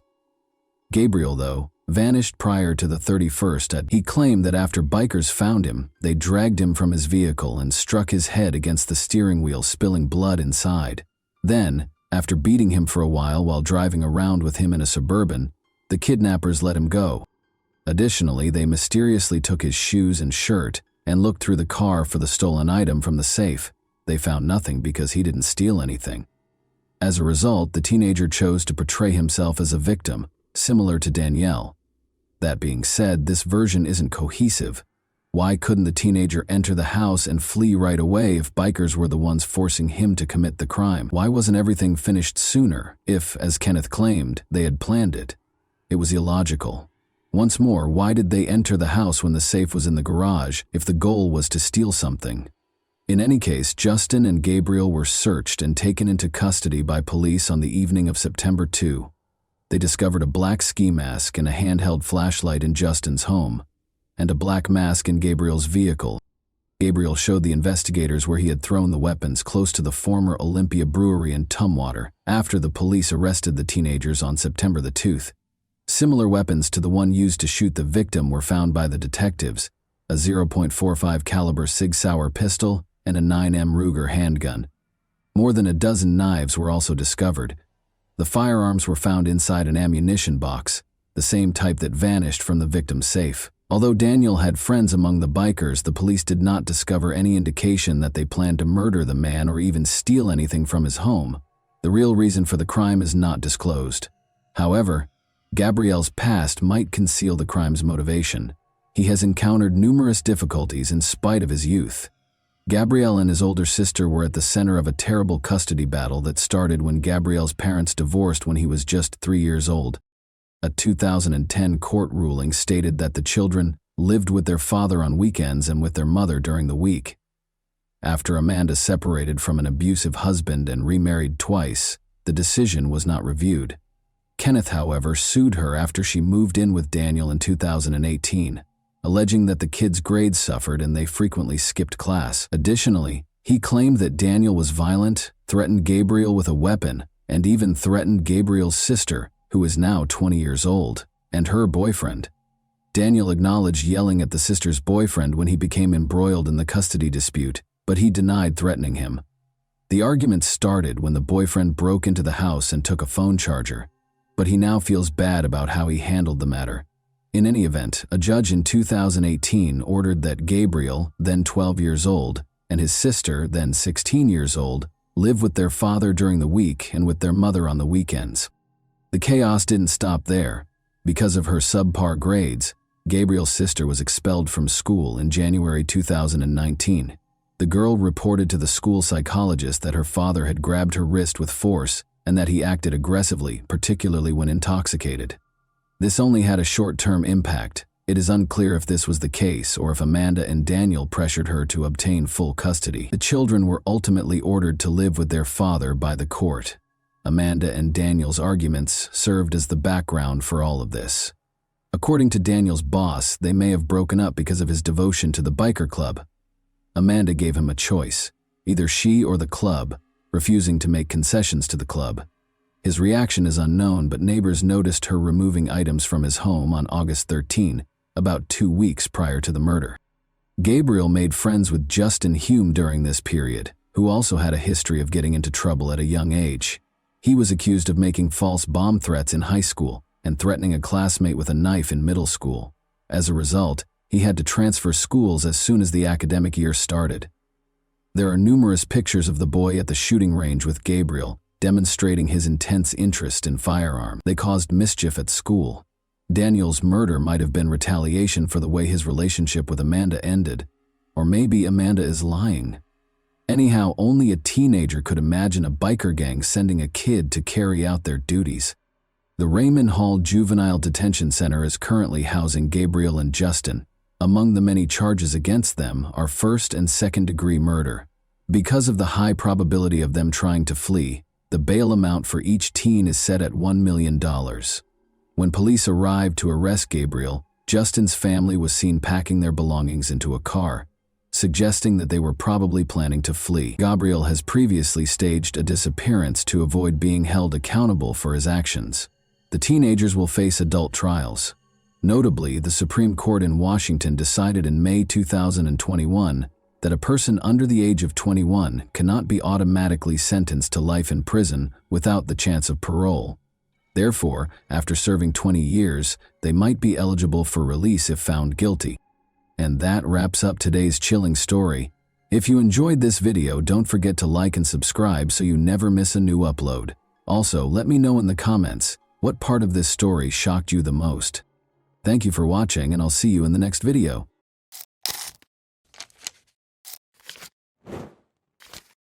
Hey guys, welcome to my channel, and today we're going to take a look at another horrible case with you. A prosperous physician living two lives, a future mother in need, a watchful twin sister. Additionally, an overheard conversation made the innocent victim aware of what was going on. This story had everything it needed to be one of the most dramatic. The media, however, mostly ignored it. The story, however, followed the finest traditions of Greek tragedy and took place in Ohio in the 2000s. It took not one, but two deftly placed traps to capture the offender, whose behavior and intentions will cause you to reevaluate your level of trust in the people you let into your home and your heart. Michelle Baker was prepared to become a wife and mother at the age of 33. When her friend introduced her to the amiable young physician Maynard Mincing, happiness appeared to be imminent. The 33-year-old Maynard had prior married life experience. They had similar interests in medicine and a desire to assist others, because Michelle was an EMT in the fire department. Because Maynard was the ideal woman, successful, attractive, and charming, Michelle thought she had won the lottery. The relationship between Michelle and Maynard was like a fairy tale from today. Her boyfriend moved into Michelle's home in Hoover Heights, Ohio within a month. Maynard's children from a previous marriage would visit on the weekends. Michelle saw how happy he was spending time with his children and knew he would be ecstatic when she informed him that he would once again be a father. She was right. There were no limits to his joy. Maynard started searching for a new house right away so that the young family could live together, and he paid $320,000 for a beautiful and comfortable nest. When Maynard proposed that they go to Key West, Florida, where they would get married at sunset while standing barefoot on the sandy beach, Michelle was ecstatic. The enamored couple left for Florida, but Maynard changed his mind on the first day of their romantic weekend. In order to have a traditional ceremony with his family present, he requested that Michelle postpone the impromptu wedding. Michelle ignored this obviously fabricated justification because she still fervently desired to start a family. The two went to a restaurant for dinner that night. The meal went smoothly, but Michelle felt a sharp pain in her abdomen and saw some faint bleeding after she left. She was terrified that she might lose the baby, of course. She was relieved that there was nothing to be concerned about because her fiancé was a doctor. He asked her to try to fall asleep after putting her in bed. The pain went away the following day, but when she got home, Michelle thought it wouldn't hurt to visit Dr. John Shea, her physician. When the doctor confirmed that the fetus was developing normally, she exhaled with relief. Since it was Michelle's first pregnancy, he was sure she was just concerned. She was concerned that the fetus might be affected because she had endometriosis in the past. However, Michelle had a challenging pregnancy. Unidentified spasms and inexplicable bleeding became frequent occurrences, perplexing the medical staff who were unable to come up with a clear explanation. Maynard, who would soon marry Michelle and be the father of their child, thought it would be the ideal opportunity to confess his lingering feelings for his ex-girlfriend, Tammy Wynn, as if the physical suffering wasn't enough. To all of their friends, Maynard had painted Tammy as a horrible person, despite their complex past. As it happened, he was unable to forget her. After realizing that this was the true cause of her boyfriend's wedding postponement, Michelle valued his candor and chose to put even more effort into their relationship rather than break it off. But on July 1, 2000, Michelle's confidence in her future husband swiftly dwindled. Michelle stayed at home taking care of her own chores while Maynard went out of town to go fishing with a friend. Michelle switched on the radio and tuned into a local station, lost in her activities. She heard her beloved order a song for another girl, and it hit her like a ton of bricks. Maynard's voice sounded exactly like the caller. Michelle stood frozen, listening to the discussion with great interest. Michelle's heart fell when the DJ asked the man his name and he said, "Maynard." She was suspicious of her fiancé's true location. She requested a ride from her neighbor to Maynard's ex-girlfriend Tammy's house. When she saw them together on the street, her suspicions were validated. Michelle went up to the man and told him she was ending their relationship. When Tammy entered the discussion, she disclosed that she was unaware that Maynard was living with Michelle. "I'm staying with a friend. he had been telling her. The unfaithful fiancé was immediately evicted from Michelle's house. However, the man wasted no time in attempting to regain Michelle's favor. He called her a few days later and asked her to join him for a picnic so they could chat. He asked Michelle if they could reconcile and expressed regret for his error. She pardoned him because he seemed so sincere, but when Michelle became really ill, the picnic had to be called off. She was in such terrible shape that she was unable to even leave the park restroom. Her bleeding and cramps came back, but this time she also experienced the inability to keep food down. The doctor, who Michelle rushed to see, found nothing alarming. The doctor determined that stress was the cause of her symptoms after the ultrasound revealed that the baby was healthy. Michelle's twin sister, however, saw a fascinating coincidence.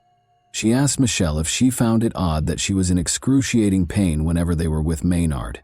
Michelle's sister's suggestion appalled her. She recalled that Maynard had poured her drink at the picnic before the second severe pain episode, and that he had brought glasses from the bar during their dinner in Florida just before she became ill the first time. With her drinks, though, what could he have done? Even though they had discussed the wedding once more and their relationship appeared to be back to normal, Michelle couldn't deny her sister's sensible observation. She also couldn't get rid of the impression that Maynard and his ex-girlfriend weren't entirely over. Michelle once again followed her gut and drove to Tammy's house, where her fiancé's car was parked, when Maynard informed her that he would take the kids to Florida for the weekend. Through an open window, she could hear a conversation between two people she saw inside. She was stunned by what she heard. Maynard responded that he thought he had already dealt with the child when Tammy asked him what he intended to do about it. Michelle came to the conclusion that the only way to keep Maynard as far away from the child as possible was to call the police. Michelle went to report her suspicions to the police. The detectives, however, were dubious after hearing her story and found it hard to accept that someone would try something so unbelievable. They had never seen anything like it in all the years they had worked as police. Although department rules forbade testing pregnant women, the police wanted Michelle to take a lie detector test. As a result, they rejected the notion and told her up front that, given Dr. Minsing's professional status, they would require strong evidence before they could arrest him. Michelle had to handle things herself because there wasn't much they could do in the interim. Michelle demonstrated her abilities as a true detective. With the assistance of a friend, she concealed a tiny video camera inside a fake plant on the kitchen counter and arranged the flowers so that it recorded everything that took place behind the kitchen table. Then, like all famous spies, she asked her boyfriend to join her for dinner and asked him to pour her a soda as she grilled steaks outside. Michelle excused herself under a false pretense and proceeded to the bathroom to pour the soda into a bottle after Maynard handed her her glass. She was horrified to find residue of some substance, not a tiny bit but a noticeable amount of some sort of drug at the bottom of the glass. She calmly poured the soda from the hidden bottle into the glass and went back to the table, trying not to show that she was in shock. However, Maynard kept getting calls from Tammy, so Michelle was unable to continue dinner in a composed manner. "Do you know why Tammy is upset?" he asked Michelle over the phone after he finally left. Michelle wasn't too worried about Tammy's feelings after finding out that her fiancé had been giving her drugs in her drinks, but when she gently inquired as to why Tammy was upset, Maynard surprised her once more by revealing that they had secretly wed earlier that week. Michelle's determination to protect her unborn child outweighed her feelings of hurt and rage over her beloved's betrayal. She immediately took the soda bottle to the police. An expert concluded that Cytotec, a drug used to treat stomach ulcers and induce labor, had been added to the soda. When used carelessly, though, it can also have lethal effects on the fetus. Legally speaking, the detectives had a problem even though they believed Michelle. They didn't have any proof that Maynard put the substance in the glass. In court, a skilled attorney would contend that Michelle falsified it in order to frame her cheating fiancé. The police therefore set up a trap for themselves. When the detectives asked Michelle to inform him that her pregnancy was going well during one of Maynard's phone calls, he invited her to dinner and gave her another dose of the drug. On August 14, 2000, two police officers hid in the garage while hiding a small camera inside a firefighter figurine that was placed on Michelle's kitchen counter. The police stormed into the kitchen and arrested Maynard for attempted murder as soon as they saw him trying to serve Michelle one of his special cocktails. "I hope these are prenatal vitamins," one of the officers said to Maynard, gesturing to the enigmatic material he was holding. The police discovered even more of the same substance in Maynard's vehicle. The doctor was forced to confess after laboratory tests revealed that Cytotec was present in the beverage. Maynard provided an apologetic justification for his horrible act, effectively acknowledging that he had poisoned his ex-fiancée in order to solve the issue. Maynard responded in the affirmative when asked if he thought the child was a problem. Michelle kept going to the doctor once a week and getting ultrasounds once a month. The fetus appeared to be growing normally in spite of multiple doses of the drug, but Michelle went into labor just before Maynard's trial, at 28 weeks of pregnancy. She gave birth to a stillborn daughter, whom she named Michaela.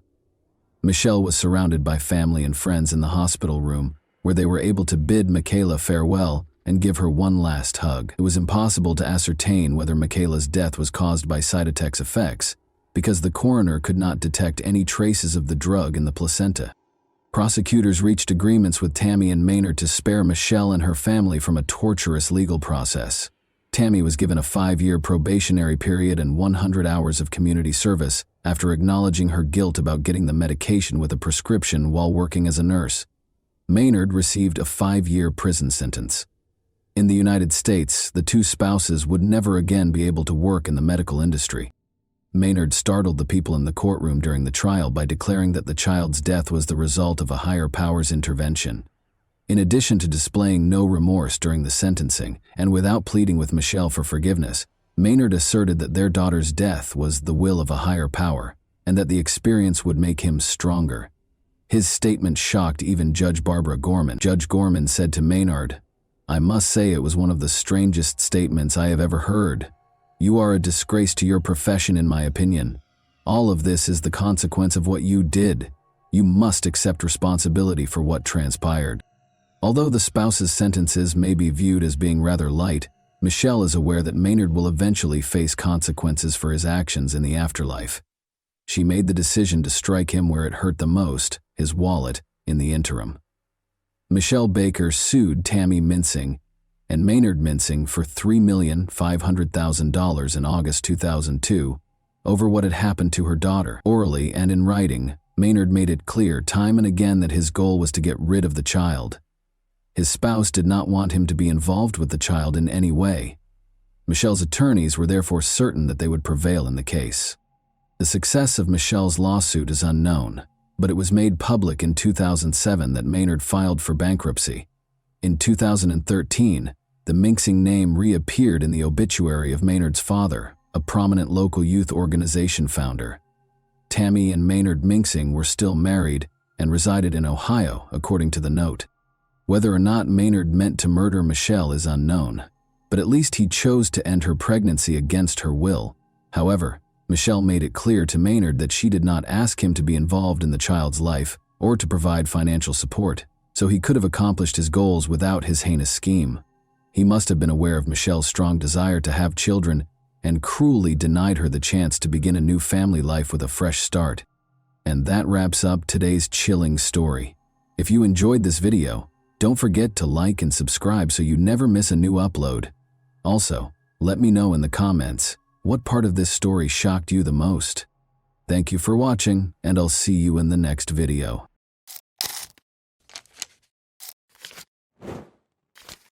Hey guys, welcome to my channel, and today we're going to take a look at another horrible case with you. Aurora, then 26 years old, and Mark, then 32, decided to take their honeymoon to the stunning island of Corsica in the late spring of 1995. The girl had chosen this location for their first vacation together after Aurora and Mark got married 2 months prior. The young wife was eager to see Corsica's villages, mountains, and beautiful scenery. They made a stop in the quaint little town of Calvi that day. Here, a restaurant with a view of the bay hosted a candlelit dinner for the newlyweds in the harbor. Following dinner, Aurora and Mark made their way to the Notre Dame de la Serra Chapel, a well-liked tourist destination where lovers go to watch the sunset, the perfect location for a romantic day's end. Around 10 o'clock in the evening, they got into their car and drove back to the hotel. Right at the end of the railing, some animals abruptly leaped onto the road in front of the car, putting the young couple on a very dangerous road. that descended sharply. The car plunged off the cliff as Mark swiftly turned the wheel. Aurora remained calm in spite of the dire circumstances. Before the car fell, she jumped out and opened the door. Mark was less fortunate. He and the car fell 140 meters. Aurora was alive, but she was in shock. In the middle of the night, in complete darkness, she bravely decided to go down barefoot to assist her husband. After locating Mark inside the vehicle, Aurora dragged him out. She washed his face and pulled him by the legs toward the sea. The girl then ascended the cliff once more in order to signal for assistance and stop a passing vehicle. Calvi firefighters showed up on the scene. Her husband was down there with a head injury and unconscious, and Aurora was screaming and sobbing in hysteria. In order to save him, she pleaded with the rescuers to descend as soon as possible. The firefighters immediately made their way to the cliff's base in an attempt to locate Mark, but their search was severely hampered by the night's darkness and the uneven ground. Just finding the car, which was empty, took them 30 minutes. But they saw that the man had a serious head injury and there was a lot of blood. When divers signaled that they had found something at 6 a.m., the weary firefighters were about to give up after hours of unrelenting searching. Mark's body was 3 meters deep in the water, floating next to the car.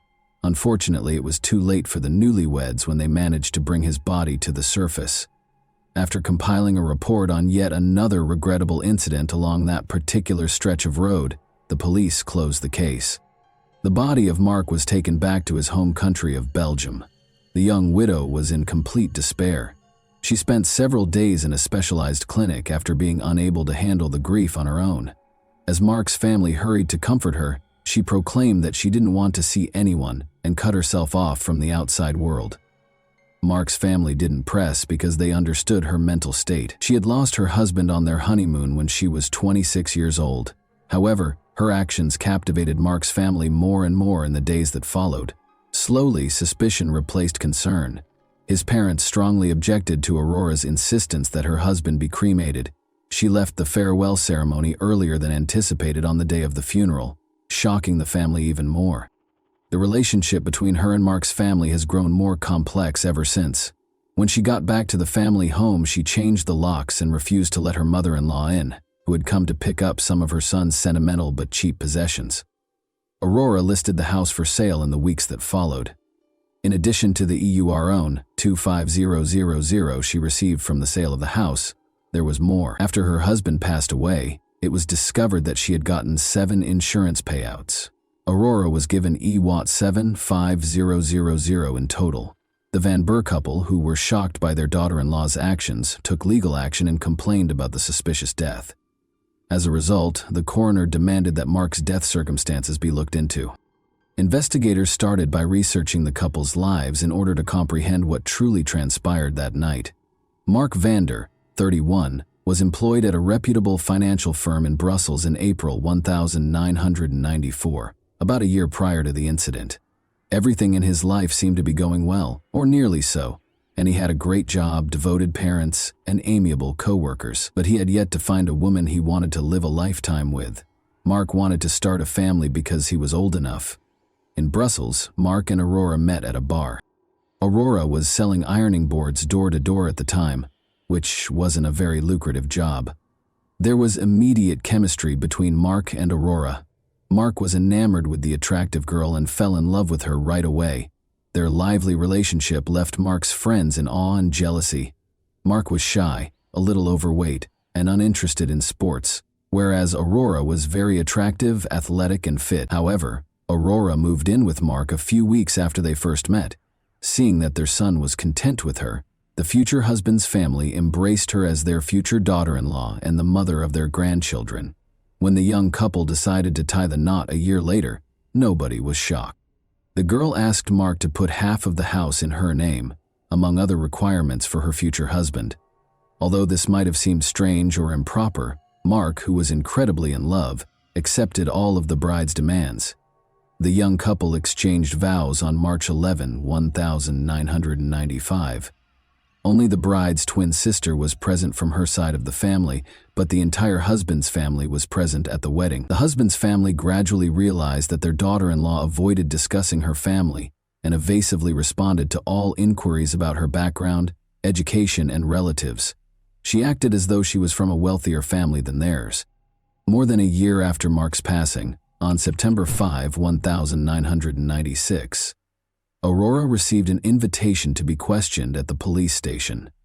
She reaffirmed her earlier claims that she and Mark had gone to a chapel after dining at a portside restaurant. A wild animal unexpectedly leapt in front of their car on the way back. An unfortunate accident happened when Mark turned the steering wheel. Aurora opened the door and leaped out just before the car plunged off the cliff. No more information could be gleaned from her by the police. On October 8, 1996, Mark's body was exhumed in an effort to learn the truth. Some of the injuries were caused after death, according to the forensic expert.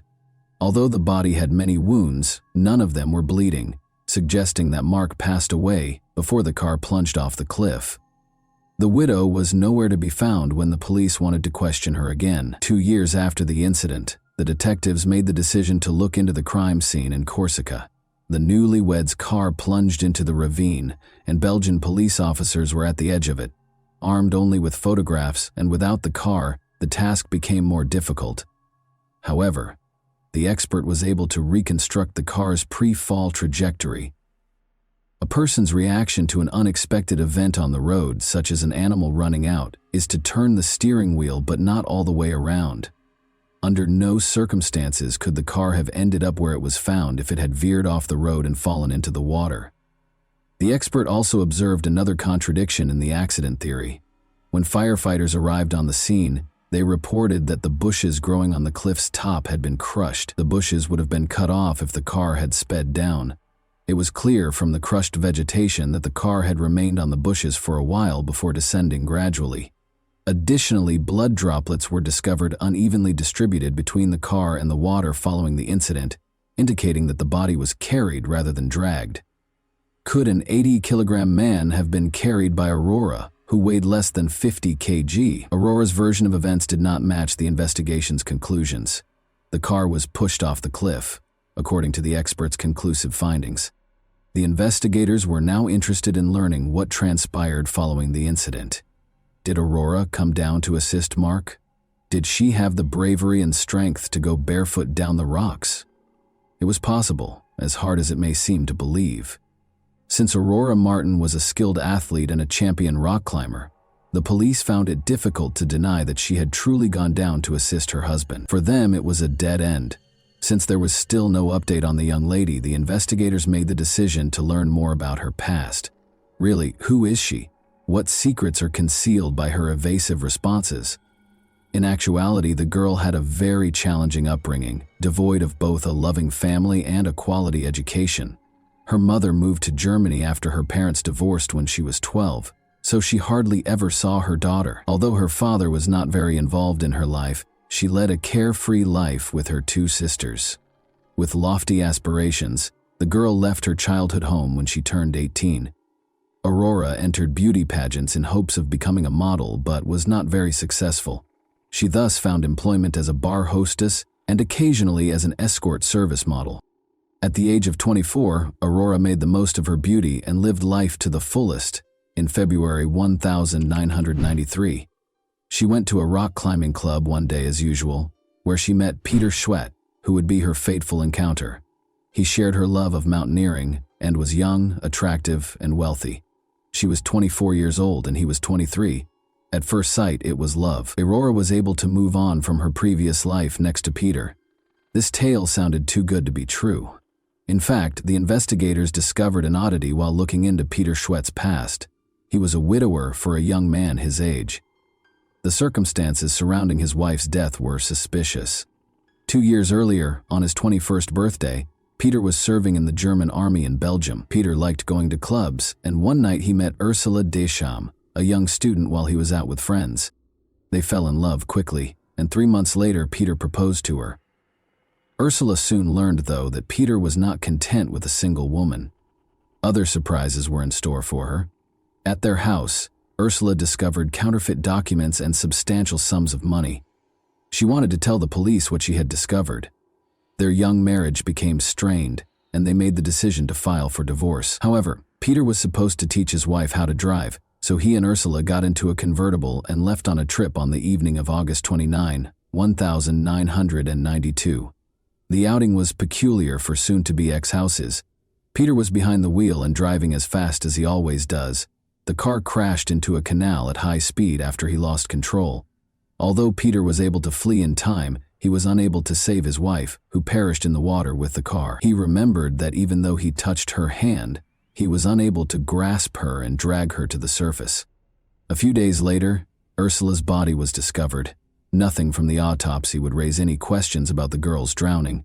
Peter provided a convincing explanation of how he had gotten out of the car through the rear window when the police recreated the crime scene. However, Ursula's family never thought it was a sad accident. First of all, Peter had never lowered the top of a convertible before. Second, Ursula could swim very well. An expert who later examined the case claimed that Ursula had time to get out of the car because drowning takes 3 minutes or so as the water fills the car. The Belgian police, however, handled it as a regrettable mishap brought on by the driver's carelessness. The case was closed after the young widower received a sentence of 3 months in prison. Investigators couldn't help but notice coincidences between two scenarios, 2 crime scenes and 2 cases. In both instances, a traffic accident occurred. The car ended up in the water after the driver lost control. While the other spouse's body was not discovered in the vehicle, one of the spouses was able to flee in time. Since Aurora and Peter were now the primary suspects in the murder of Mark Vander, detectives had an immediate need to locate them. Although investigators suspected Peter of Ursula's murder as well, it was possible to drop the possibility of charging him with the same crime again because Peter had already served 3 months in connection with that case. In the meantime, the police discovered the likely cause of Ursula's death and the reason Peter became so rich following the death of his wife. He was able to leave the army and woo the stunning Aurora after receiving an insurance payout of $1,500. After a year of romance, the young couple broke up in early 1994 for unspecified reasons. The girl registered with a marriage agency during this period. According to her, the perfect man would be well off, have a flat of his own, be amiable, and not be overweight. Her relationship with Mark Van Burr began in April 1994. The girl insured Mark in August 1994, 4 months after they first met. It's interesting to note that the documents had Aurora's signature rather than Mark's, indicating that he was obviously ignorant of this. She signed the paperwork on his behalf, claiming that his hand was hurt. Before long, a regrettable incident happened. After selling the house and getting the insurance money, Aurora vanished. She wasn't hidden for very long, though. Investigators discovered her trace in Luxembourg 2 months after Mark was murdered. She opened a bank account and deposited EWAR 275000 into it. She and someone named Peter Schwett were the only ones with access to the account. Had they gotten back together and relocated to Miami, Florida? Before an article in a major French newspaper referred to them as diabolical lovers and detailed the police suspicions against them, the couple had been living a lavish lifestyle for nearly 2 years, complete with fancy apartments, cars, and a yacht. Peter and Aurora grew extremely wary. They only used telephone booths to make calls and altered their appearance. Before Peter was taken into custody in a supermarket parking lot, they were able to remain hidden for a while. He offered the police the roughly $50,000 he was carrying in exchange for their release, but they turned him down. Aurora was taken into custody by the police in the apartment where the lovers were hiding 2 days later. Aurora and Peter made every effort to evade extradition. Nevertheless, they were sent back to Belgium on December 3, 1998. Aurora declined to provide any testimony right away. In contrast, Peter talked a lot, but not much of it was accurate. The police had no hard evidence against them because they obviously did not want to cooperate with the investigation. An anonymous phone call altered the case's trajectory. Over the phone, a woman disclosed that she had information regarding Mark's murder. The woman was later identified by the police as Fabienne Lefevre. Aurora's stepmother, Fabienne, had recently split from the girl's father and made the decision to either get even or atone for her transgressions. According to Fabienne, she hurried to the hospital to console her stepdaughter following the tragedy in Corsica, but the girl who met her was entirely different, not even in mourning. Fabienne claims that Aurora told her everything. It was all Peter's doing, she said, and he handled everything. Peter and 3 accomplices, his German friends, pulled over Aurora and Mark as they were on the road. They used baseball bats to beat Mark. Fabienne claims that because Mark pleaded with the men to spare his wife and let her go, he was unaware of the betrayer until the very end. They loaded Mark's body into the car and pushed it off a cliff after the beating was finished. However, because it didn't fit Peter's personality, the police were unable to track down the accomplices or provide evidence of their existence. Furthermore, there were numerous questions regarding Fabienne's veracity. First, there was tension between Fabienne and Aurora. Second, why did she make an anonymous call, and why did she call the police sooner? She was afraid, the woman said. However, the police sought additional evidence because they were certain that Fabienne's words alone could not be used to build a strong case. Police in Germany discovered that one of Peter's brothers had postcards from Corsica and pictures of the car that crashed off the cliff. The interesting thing about these souvenir photos is that they were taken 6 months prior to Mark's murder. Was it deliberate planning, or just a coincidence? 4 years had gone by since the murder, but the specifics of the crime were still unknown. The police made the decision to recreate the airport crime scene on June 16, 1999. The vehicle was being driven by the driver at a maximum speed of 35 kilometers per hour. As if attempting to leap out, Aurora was supposed to open the car door wide. Even when the car slowed down considerably, she didn't do it. In an attempt to find an explanation for her failure, she lost her temper, started crying, and had hysterical outbursts. Peter stepped in and tried to protect Aurora. Since, in theory, he was not present at the crime scene in Corsica, it is unclear why he was involved in the reconstruction at all. Following this experiment, the researchers were certain that Mark Van Burr was murdered rather than killed in an accident. The trial started. A revised version of events was put forth by the defendant's attorneys, who claimed that Mark had a heart attack shortly before he fell from a height. Put another way, since he passed away just seconds before the collision, all of his subsequent injuries were post-mortem. This hypothesis had the potential to disprove the prosecution's entire theory. Such a version did not match the autopsy results, but even the forensic expert thought it was a smart move. Another crucial detail that the forensic expert disclosed during the trial was that Mark had not eaten anything for several hours prior to the crime. He was starving.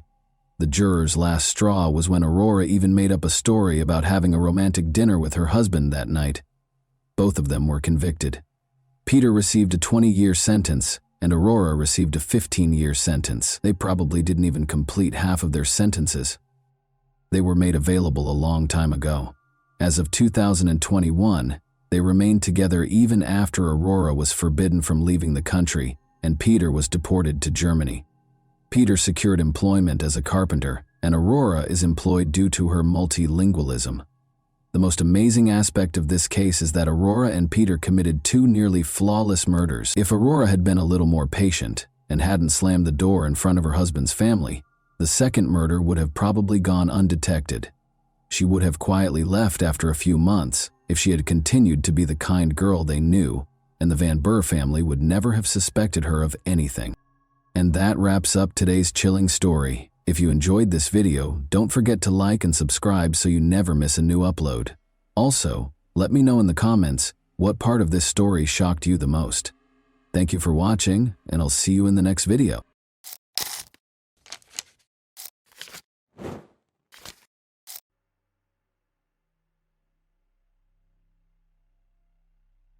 The only significant clue was a bite left by the attacker on the victim's body.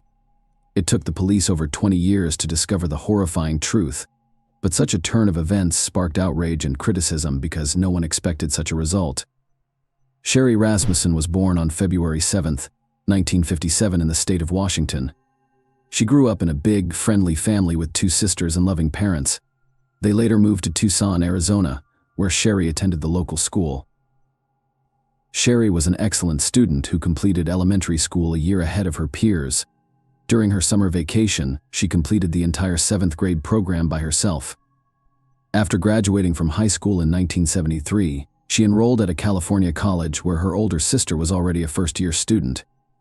Sherry decided to pursue a medical education and become a nurse, which required her to complete additional courses at another institution. After graduating from college in 1975, Sherry decided to pursue a master's degree at the University of California, Los Angeles, where she also worked as a nurse to fund her education. She received her master's degree at the age of 23.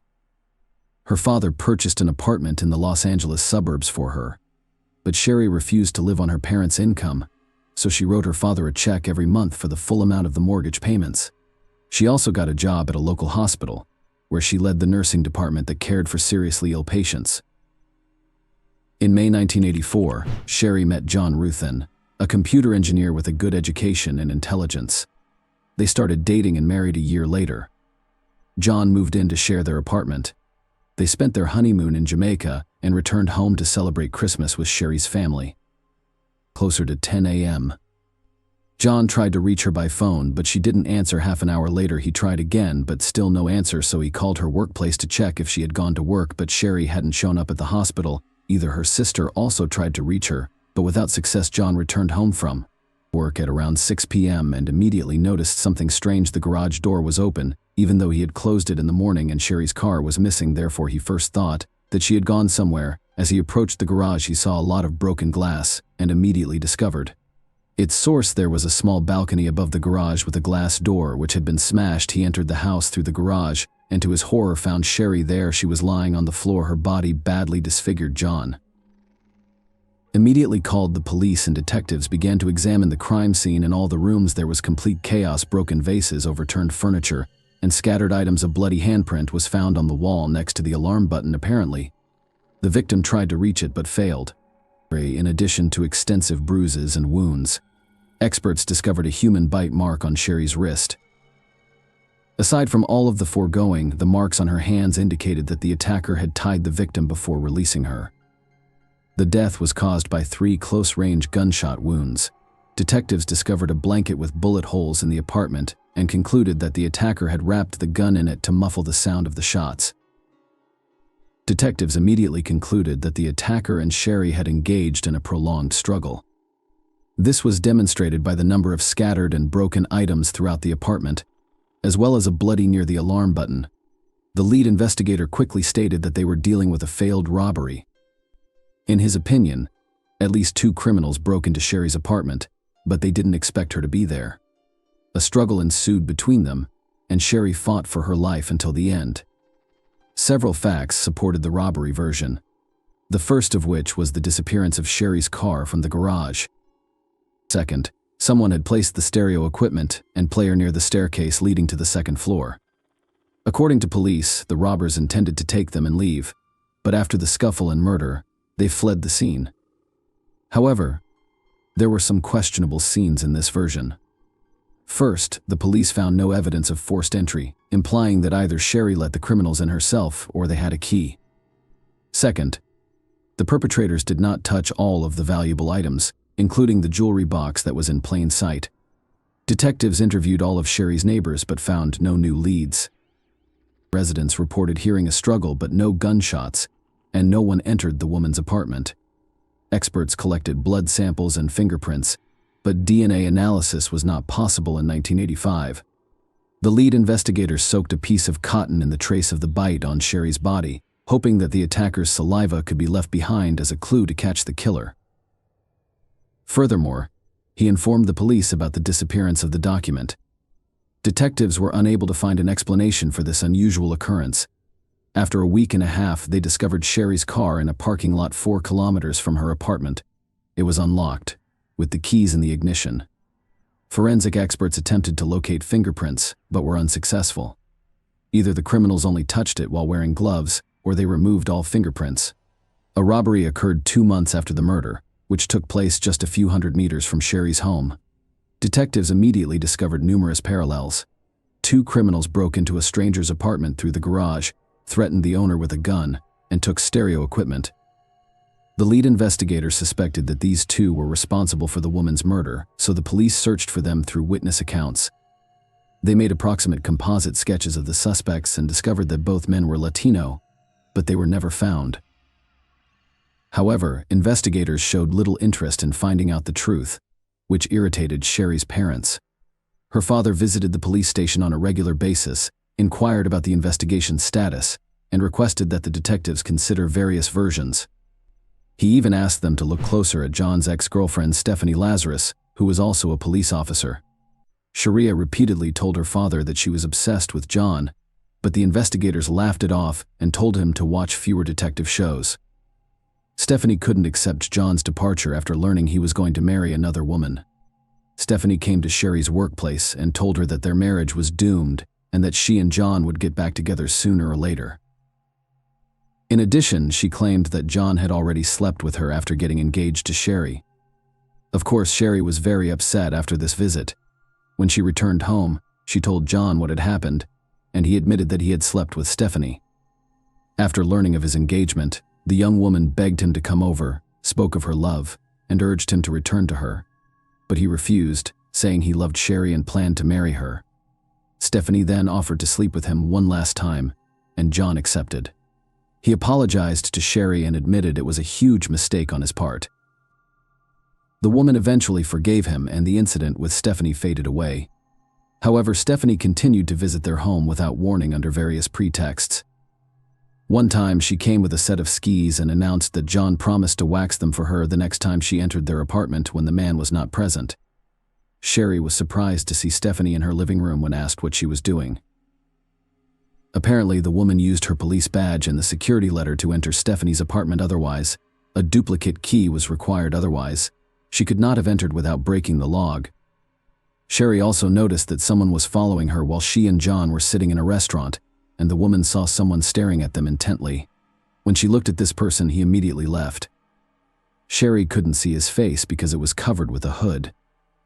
Unknown calls also frequently arrived on their home phone, and Sherry suspected it could be Stephanie. The victim's father told detectives about all of these incidents, but they ignored his words because they were certain that the murder was committed by the two Mexicans who robbed an apartment near Sherry's house. 3 months after the murder, some documents from Sherry's case disappeared from the police station, including detectives' records of the investigation progress. The police were unable to locate the journals, but there were no significant leads. The case has remained unsolved for years. 7 years later, the lead investigator on the case retired, and the victim's father decided to meet with his replacement, hoping that he would take his job more seriously. Furthermore, it was 1993, and police were already actively using DNA analysis technology to solve crimes.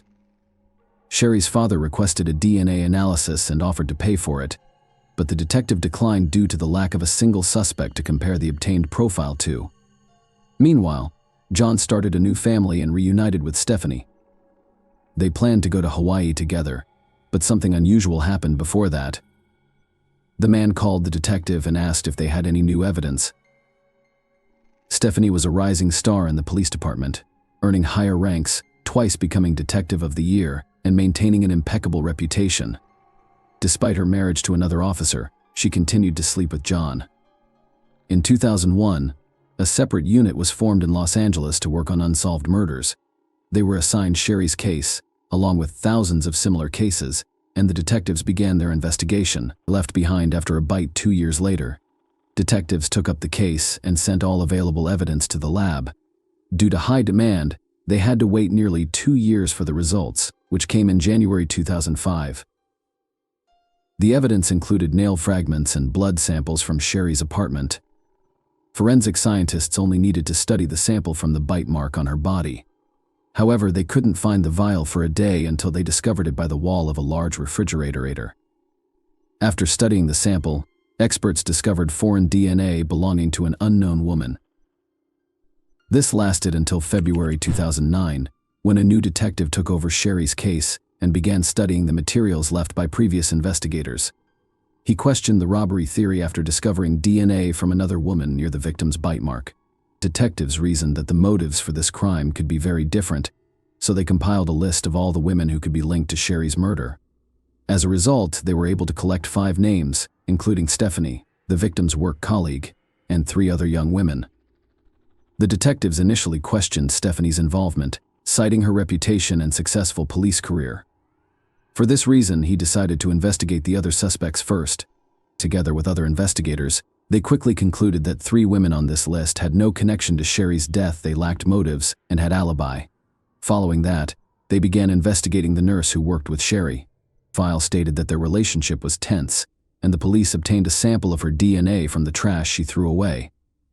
Experts extracted the profile and discovered that it did not match the saliva found at the bite mark location, leaving the detectives with only one suspect.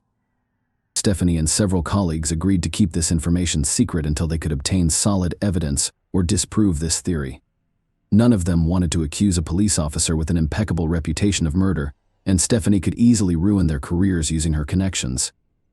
They began secretly gathering information on her, trying to find any connection to the murder. Interestingly, the woman worked in the same building on the same floor as them.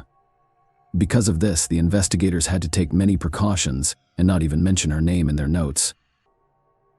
Soon, the detectives discovered the first interesting fact during the years of the murder. Stephanie owned a .38 caliber revolver, the same type of gun that was used to shoot Sherry. They also learned that the victim had repeatedly complained about strange and even aggressive behavior from Stephanie. The fact that the police officer came to Sherry's workplace in her uniform and said rude things to her seemed suspicious. Even more suspicion was added by the fact that Stephanie had broken into Sherry's gated community and even into her apartment several times. After analyzing the reports and photos from the crime scene, the detectives concluded that the possible robbery seemed staged.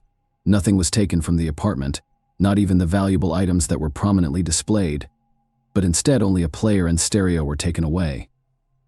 Moreover, the shooter had to be well versed in how the gun worked in extreme conditions. They were able to wrap the gun barrel with a blanket in such a way that the neighbors did not hear a single shot. It is unlikely that a low-level thief of players could possess such skills, but a trained and experienced police officer could. Another fact indicating Stephanie's involvement was a stolen marriage registration certificate found in her apartment. Why would some random burglars look for this document and take it with them, leaving a whole box of jewelry behind? But for Stephanie, it could have had significant symbolic value. Perhaps killing Sherry was not enough for her, or she had planned to break into her apartment only for this document, but the woman caught her in the act. In the end, the detectives learned that 2 weeks after the murder, Stephanie came to the police station and filed a report of theft. According to this information, someone had broken into her car, which was left near the pier, and stolen several items, including a sports bag, clothes, videotapes, and a .38 caliber revolver. Given all the facts presented, the moment with the gun seemed very suspicious. Detectives suspected that she intentionally got rid of the weapon, disguising it as a theft. Furthermore, she filed a report at a different police station where nobody knew her, which seemed very strange since her colleagues would have taken the case with the utmost responsibility. As a result, the detectives decided to obtain a DNA sample from Stephanie. Several officers undercover followed her for a week until they finally had the opportunity to get it. On May 28, 2009, Stephanie and her stepdaughter stopped at a cafe for a snack. As soon as they left, the officers took the glass she drank from and sent it to the lab. The next day, the result was ready, a full match. Despite the many factors pointing to Stephanie's involvement, the detectives were still shocked. It was hard for them to believe that a high-ranking and respected police officer was connected to the murder, but the DNA results were indisputable. However, at that moment, they did not have time for these thoughts, and investigators began developing a plan to arrest her. None of them wanted to do this in the middle of the police station in front of hundreds of officers. Moreover, Stephanie had extensive connections, and the detectives decided to lure her away from prying eyes. The chief of the Los Angeles Police Department was unofficially informed that one of his subordinates was suspected of the murder. The chief ordered the detectives not to approach Stephanie while she had her service or personal weapon with her. The detectives considered arresting her in her home, which was risky because she lived with her husband and stepdaughter. They devised a plan to entice the person who outranked them to surrender their weapon. They found holding cells in the basement of the police department designed for temporary detention of criminals, where anyone entering had to surrender their weapon. This led to the creation of a legend saint. Stephanie went with them to the basement where the suspect was supposed to be held. After the woman surrendered her weapon, they went to the interrogation room, but there was no suspect there. The detectives gradually laid out the cards on the table and asked Stephanie questions about Sherry's murder. At first, they simply said that they needed to ask her a few questions about an old case related to her ex-boyfriend over the course. The detectives let her go, but at the end of the corridor, Stephanie was met by several police officers wearing handcuffs. 23 years after the murder, The woman was arrested. Given Stephanie's extensive police experience, all attempts to speak with her during interrogations yielded no results. She had a perfect understanding of the situation. There was DNA evidence against her found near the bite mark on the victim's body, which was extremely difficult to refute. Nevertheless, she denied any involvement and maintained her innocence. As a result, the detectives were forced to prepare documents for transfer to court over the next several years. Stephanie was housed in a women's prison until the first hearings began in 2012. It took the police 3 years to basically rebuild the case from the ground up because their predecessors believed in a failed robbery. It was necessary to redo all of the materials, focusing specifically on Stephanie. Throughout the trial, the woman insisted on her innocence. Stephanie's lawyer questioned the DNA test results and argued that there were no suspicions against her during the initial investigation. However, the prosecution believed that Stephanie entered Sherry's apartment and shot her once. Sherry resisted and a struggle ensued, eventually leading to Stephanie's death. The trial concluded on March 8, 2012, with Stephanie being found guilty of murder by the jury. She received a sentence of 27 years to life in prison, plus an additional 2 years for using a service weapon. The judge reduced her sentence by 1,000 days, citing her good behavior and time spent in custody awaiting trial. Sherry's parents attempted to sue the detectives who first worked on the case, despite the fact that the victim's father had instructed them to look into Stephanie from the start. They ignored his words. This begs the question, were they purposefully concealing their colleague's involvement, or did they truly believe she was not involved? In the first case, it would have been a serious crime, whereas in the second case, it would have been simple negligence and disregard for significant facts. The statute of limitations expired in this case, so the court did not prosecute the police officers. Stephanie filed an appeal after the trial, but it was quickly rejected. She still denies her guilt and can only petition for early release in 2039. Sherry's ex-husband John lost interest in investigating her murder and began a new life. Please share your thoughts on this story in the comments section, and thank you for watching.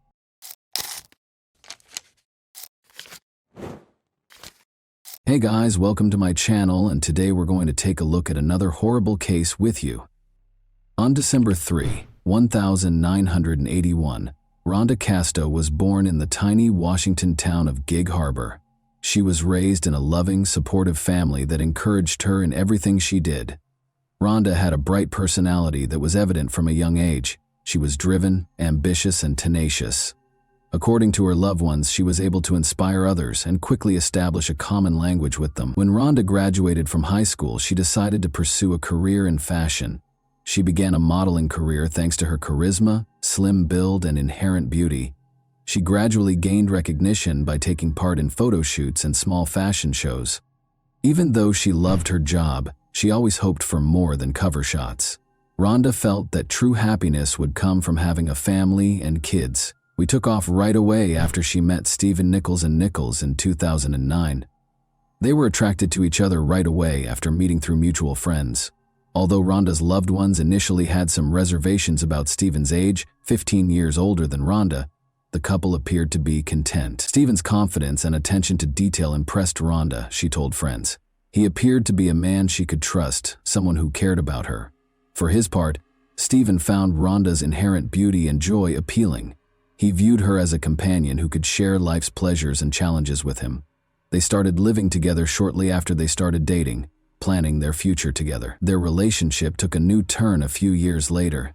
Rhonda learned she was expecting a baby. For her, this news marked the start of a new stage.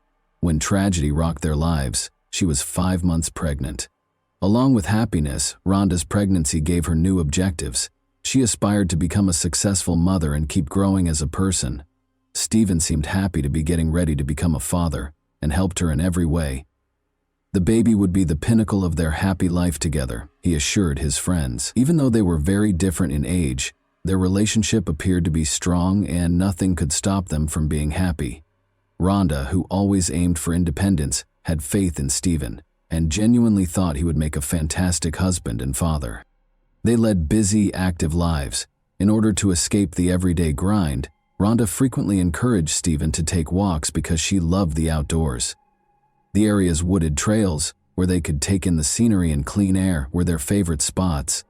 Eagle Creek, a picturesque location in Oregon renowned for its rocky cliffs and waterfalls, was one such trail. Rhonda frequently recommended the trail for hikes because she loved it. They made the decision to hike Eagle Creek once more on the day of the tragedy. It was supposed to be a pleasant and easy walk. In order to preserve the memories of the happy time leading up to the baby's birth, Rhonda wanted to take some photos against the backdrop of nature, but nobody could have foreseen that Rhonda's walk would be her final one. On March 16, 2009, at approximately 6:30 p.m., Stephen Nichols reported to emergency services that his fiancée, Rhonda Casto, had fallen off a cliff on the Eagle Creek Trail. According to the dispatcher who took the call, Stephen's voice sounded tense and nervous. He tried to explain what had happened in a bewildered tone. "My fiancée went down. She tumbled off a precipice. I'm not sure if she's still alive." In an effort to explain the scene, Stephen repeated himself. He went on to say that Rhonda reportedly lost her balance on one of the challenging parts of the Eagle Creek Trail and fell while they were hiking along it.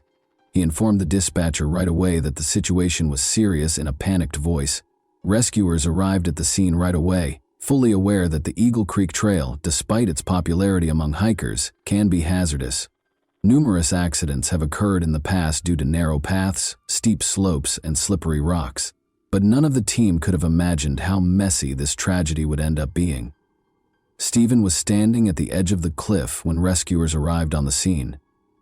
He appeared perplexed. He was obviously in shock, but his clothes were fine. His face showed a mix of horror and despair, and his breathing was labored.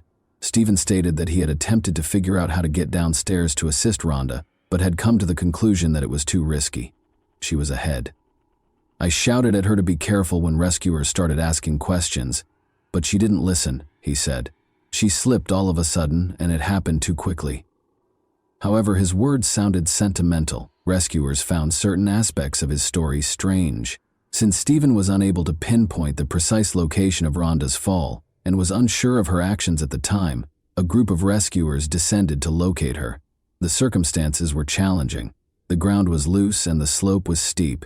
The rescuers themselves might have been in danger if they had made the smallest error.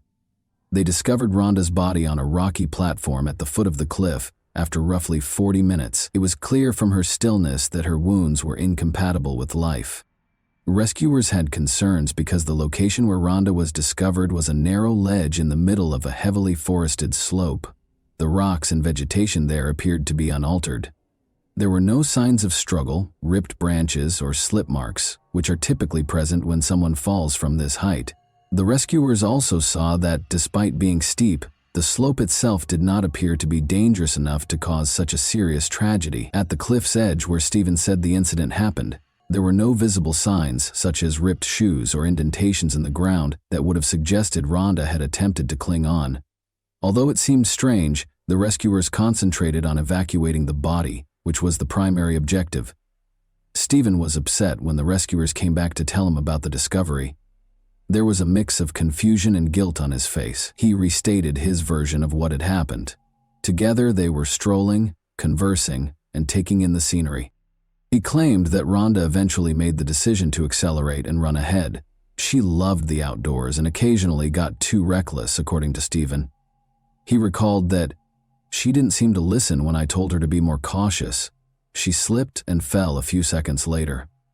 According to Stephen, everything happened too quickly for him to take any action. "I had nothing to do."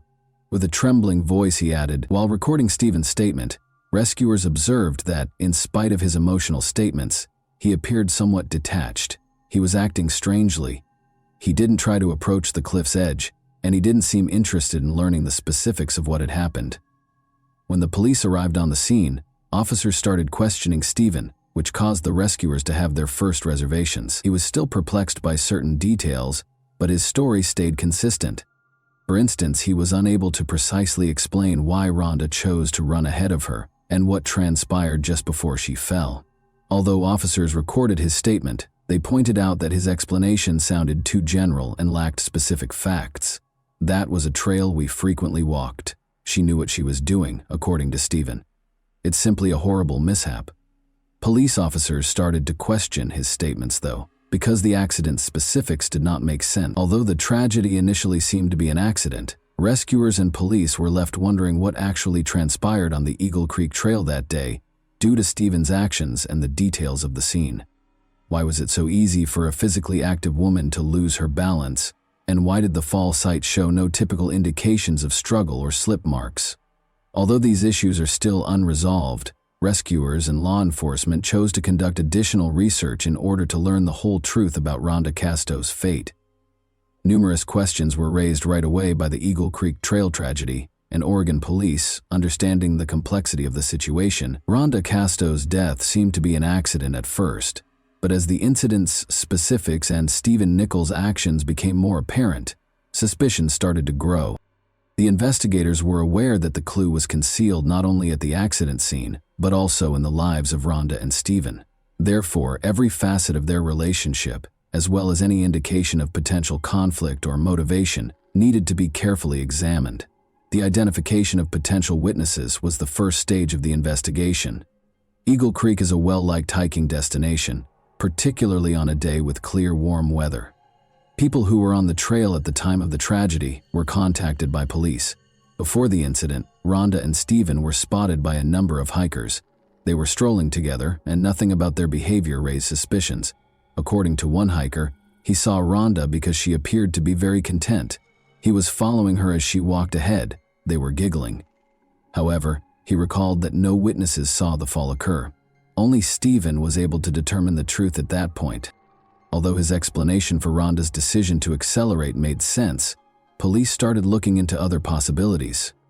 Stephen Nichols claimed that his fiancée had called rescuers as soon as the incident occurred, tumbled down a precipice. He appeared startled at first, but his actions later started to seem odd. Though Stephen did not show the extreme panic or acute shock that might be anticipated in such a situation, rescuers who arrived on the scene noted that he was emotionally distressed. His actions in the days that followed were even more dubious. Rather than wallowing in grief, Stephen carried on with his routine. He avoided talking to loved ones about the incident and said very little about Rhonda. I found it odd that he almost instantly began acting as if nothing had happened, one of Rhonda's friends recalled. Additionally, police observed that Stephen showed no particular interest in the investigation's specifics. He made no effort to inquire about Rhonda's chances of survival or initiate contact with law enforcement. Rhonda's mother stated that in the days preceding the tragedy, Rhonda expressed her fears of something happening to her, which is why her family did not initially accept the accident version. "It's not an accident, I assure you," she informed her mom. These remarks suggested a potentially tense relationship between Rhonda and Stephen, which made them a crucial component of the inquiry. Additionally, according to Rhonda's mother, their relationship has never been ideal. Rhonda reportedly considered ending her relationship with Stephen, even though they were expecting a child. She complained to friends about her partner's excessive control and jealousy. Because it might have revealed underlying conflicts that contributed to the tragedy, this testimony raised suspicions among investigators. Rhonda appeared tense and anxious in the weeks prior to the incident, according to one of her friends. She expressed her fear for her future. According to him, the version of events that Stephen provided started to diverge from the testimonies that were collected from loved ones. The search of Stephen Nichols' house was a crucial part of the investigation. If the tragedy wasn't an accident, investigators were searching for documents that might provide insight into the couple's relationship and potential motivations. Police discovered a $1 million insurance policy in Rhonda's name during the search. Stephen was listed as the only beneficiary. Since it turned out that the policy had only been issued a few months prior to the tragedy, this document caused a lot of questions for investigators. Furthermore, the insurance company claims that Stephen pushed for clauses in the policy that guaranteed the full amount would be paid, even in the case of an accident. It's likely that Rhonda was unaware of the policy. She never brought up the insurance policy or financial issues with Stephen, according to her friends and family. Given that Stephen was in a precarious financial situation, the fact that such a sizable insurance policy had been taken out just before the tragedy raised police suspicions and might have suggested a financial motivation. To ascertain whether he intended to use the funds to address his issues, investigators started looking through his bank accounts and financial documents. Following Rhonda's passing, Stephen Nichols also displayed odd financial behavior. He immediately began the process of obtaining an insurance policy rather than delaying his affairs. Only a few days after the tragedy, investigators saw that he completed the payout paperwork. His actions appeared hurried, which added to the suspicion. Police also observed that Stephen avoided interacting with Rhonda's relatives. He didn't offer to assist her parents with funeral planning or show up for her memorial service. As a result, there was more friction between him and the grieving family, who were beginning to suspect Stephen of being responsible for her passing. The turning point was when Stephen Nichols, who had appeared distant and reclusive since the tragedy, became the target of law enforcement after they had accumulated enough strong evidence to file charges. Be aware that every piece of evidence, including witness accounts and financial records, pointed to a potential motive, and his odd post-event behavior increased suspicion. Police eventually accused him of murder, and they started questioning him. Given that Stephen might have been tense or dangerous if caught, investigators made sure they were ready for the arrest. They were alarmed by his actions in the last few days. It was a cold and calculating attitude toward the situation, not just emotional distress from the loss. Based on the evidence they discovered, insurance, financial records, and his peculiar behavior, the police took Stephen into custody at his residence. There were no problems during the arrest procedure. When Stephen was told of the charges, he reacted calmly. He wasn't hostile, made no harsh remarks, or attempted to flee. There was nothing that could surprise him when police told him he was accused of murder. His face was unbreakable. The first interrogation started after Stephen was taken to the police station. He initially flatly denied any guilt. He asserted that his version of events would remain unchanged when questioned about what had transpired. "I was unable to save Rhonda when she fell. An accident occurred." He persisted in claiming that he was unable to foresee the tragedy and that the incident was an accident. But even though he was certain of his innocence, investigators started to show him evidence that contradicted his account. The police attempted to approach the case more subtly in an attempt to persuade Stephen to confess, rather than immediately accusing him of murder. His own words were being used against him as they meticulously crafted his story. Stephen became anxious during one of the interviews after the investigators presented him with financial records and other supporting documentation. Following the tragedy, police insisted that his actions were out of the ordinary. They highlighted his rash insurance buying decisions, his odd conduct following Rhonda's passing, and other questionable incidents. When an investigator asked Stephen why he had started taking out insurance so quickly, it was a pivotal moment. The man smiled nervously and said something that was practically a confession. "I didn't think it would happen so fast," he said, not seeing right away that what he said might have been taken as an admission of his actual motivations. It was a crucial statement that provided the police with a crucial lead. Although Stephen persisted in claiming that the tragedy was an accident, his arguments started to falter. "You're saying you didn't expect it to end so quickly," the investigator persisted. "You mean you didn't believe Rhonda would pass away?" Since more investigation showed that psychological pressure was a factor, this incident gave the impression that Stephen may have eventually acknowledged his guilt, even if not outright. Perhaps unknowingly, Stephen started to give in to the weight of the evidence. He grew more reclusive, avoiding direct responses and questions about his behavior on the day of the tragedy, even though he had no intention of acknowledging what had happened. In the meantime, the investigators engaged experts and kept elaborating on specifics. Rhonda died from injuries that were obviously not possible to have resulted from an unintentional fall, according to the forensic report. Because of the severe impact that caused these injuries, investigators started to believe that Stephen was most likely to blame for her passing. But in spite of everything, Stephen refused to acknowledge his actions. He repeated his version of events, claiming that he had no idea what was going to happen and that everything had happened by accident. The police understood that gathering reliable evidence would require time and effort, making this a challenging case. In the end, investigators collected all the evidence required for charging. In addition to Stephen's own actions in the days that followed, they also incorporated forensic evidence, Rhonda's insurance policy, documents proving Stephen was the only beneficiary, testimony from her family and friends, and proof of financial motivations.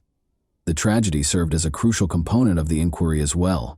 The fact that he processed the insurance payment without hesitation and without displaying the typical human response to losing a loved one astounded the investigators.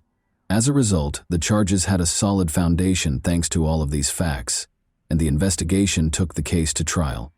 The trial of Stephen Nichols marked the end of a protracted investigation into Rhonda Casto's unexplained death on the Eagle Creek Trail.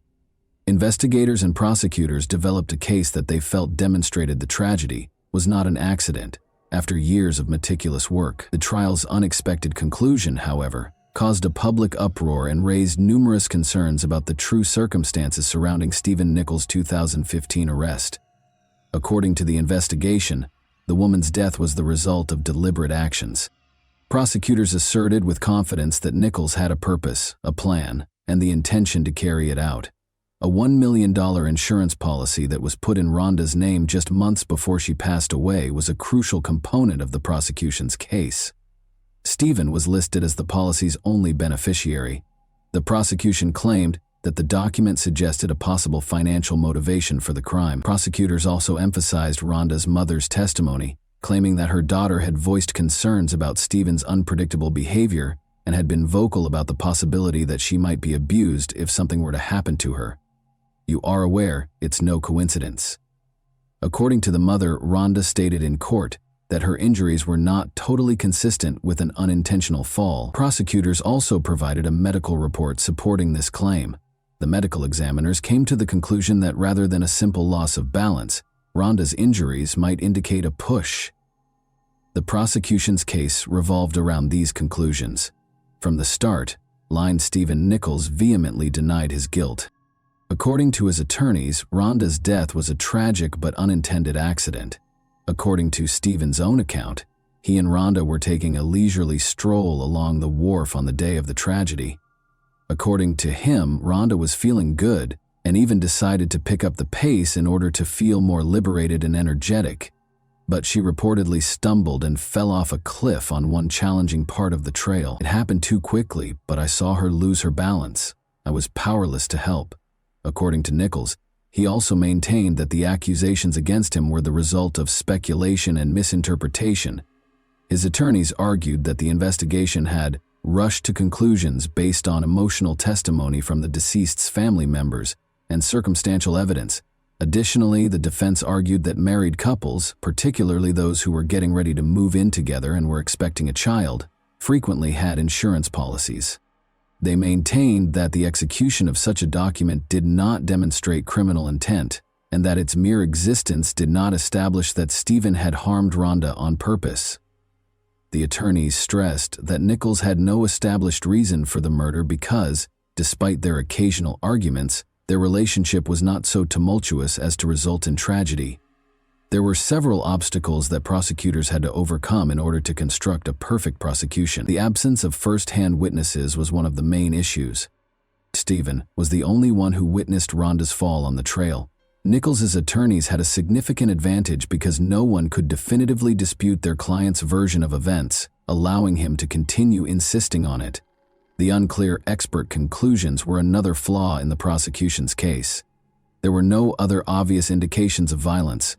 Even though some of Rhonda's wounds weren't consistent with the fall, this ambiguity was actively exploited by defense lawyers. They maintained that the prosecution's conclusions were based on speculation and conjecture, and that Rhonda's death was an accident. Stephen Nichols chose to reach an agreement with prosecutors in 2017, 2 years after his arrest. This ruling was an unanticipated development in the case. Nichols' degree of responsibility and potential sentence were greatly diminished by the agreement, which assumed that he would enter a guilty plea to manslaughter. In turn, the prosecutor's office accepted the agreement, likely understanding that the likelihood of a conviction on the manslaughter count was lower. A strong defense, unclear medical reports, and a lack of concrete evidence might have led to Nichols's acquittal. As part of the agreement, a plea deal in this case permitted at least partial justice. Although it was not his intention, Nichols acknowledged that his actions on the day of the tragedy might have played a role in Rhonda's demise. The public and the victim's family had differing opinions about this admission, which allowed the prosecution to wrap up the case without a drawn-out trial. The court imposed the sentence after the plea agreement. Stephen Nichols received a 3-year probationary sentence after being found guilty of manslaughter. Nevertheless, the court permitted Nichols to depart following his 19-month incarceration pending trial. Many people who had been following the case, including Rhonda's family, were taken aback by this light sentence. And that wraps up today's chilling story. If you enjoyed this video, don't forget to like and subscribe so you never miss a new upload. Also, let me know in the comments what part of this story shocked you the most. Thank you for watching, and I'll see you in the next video.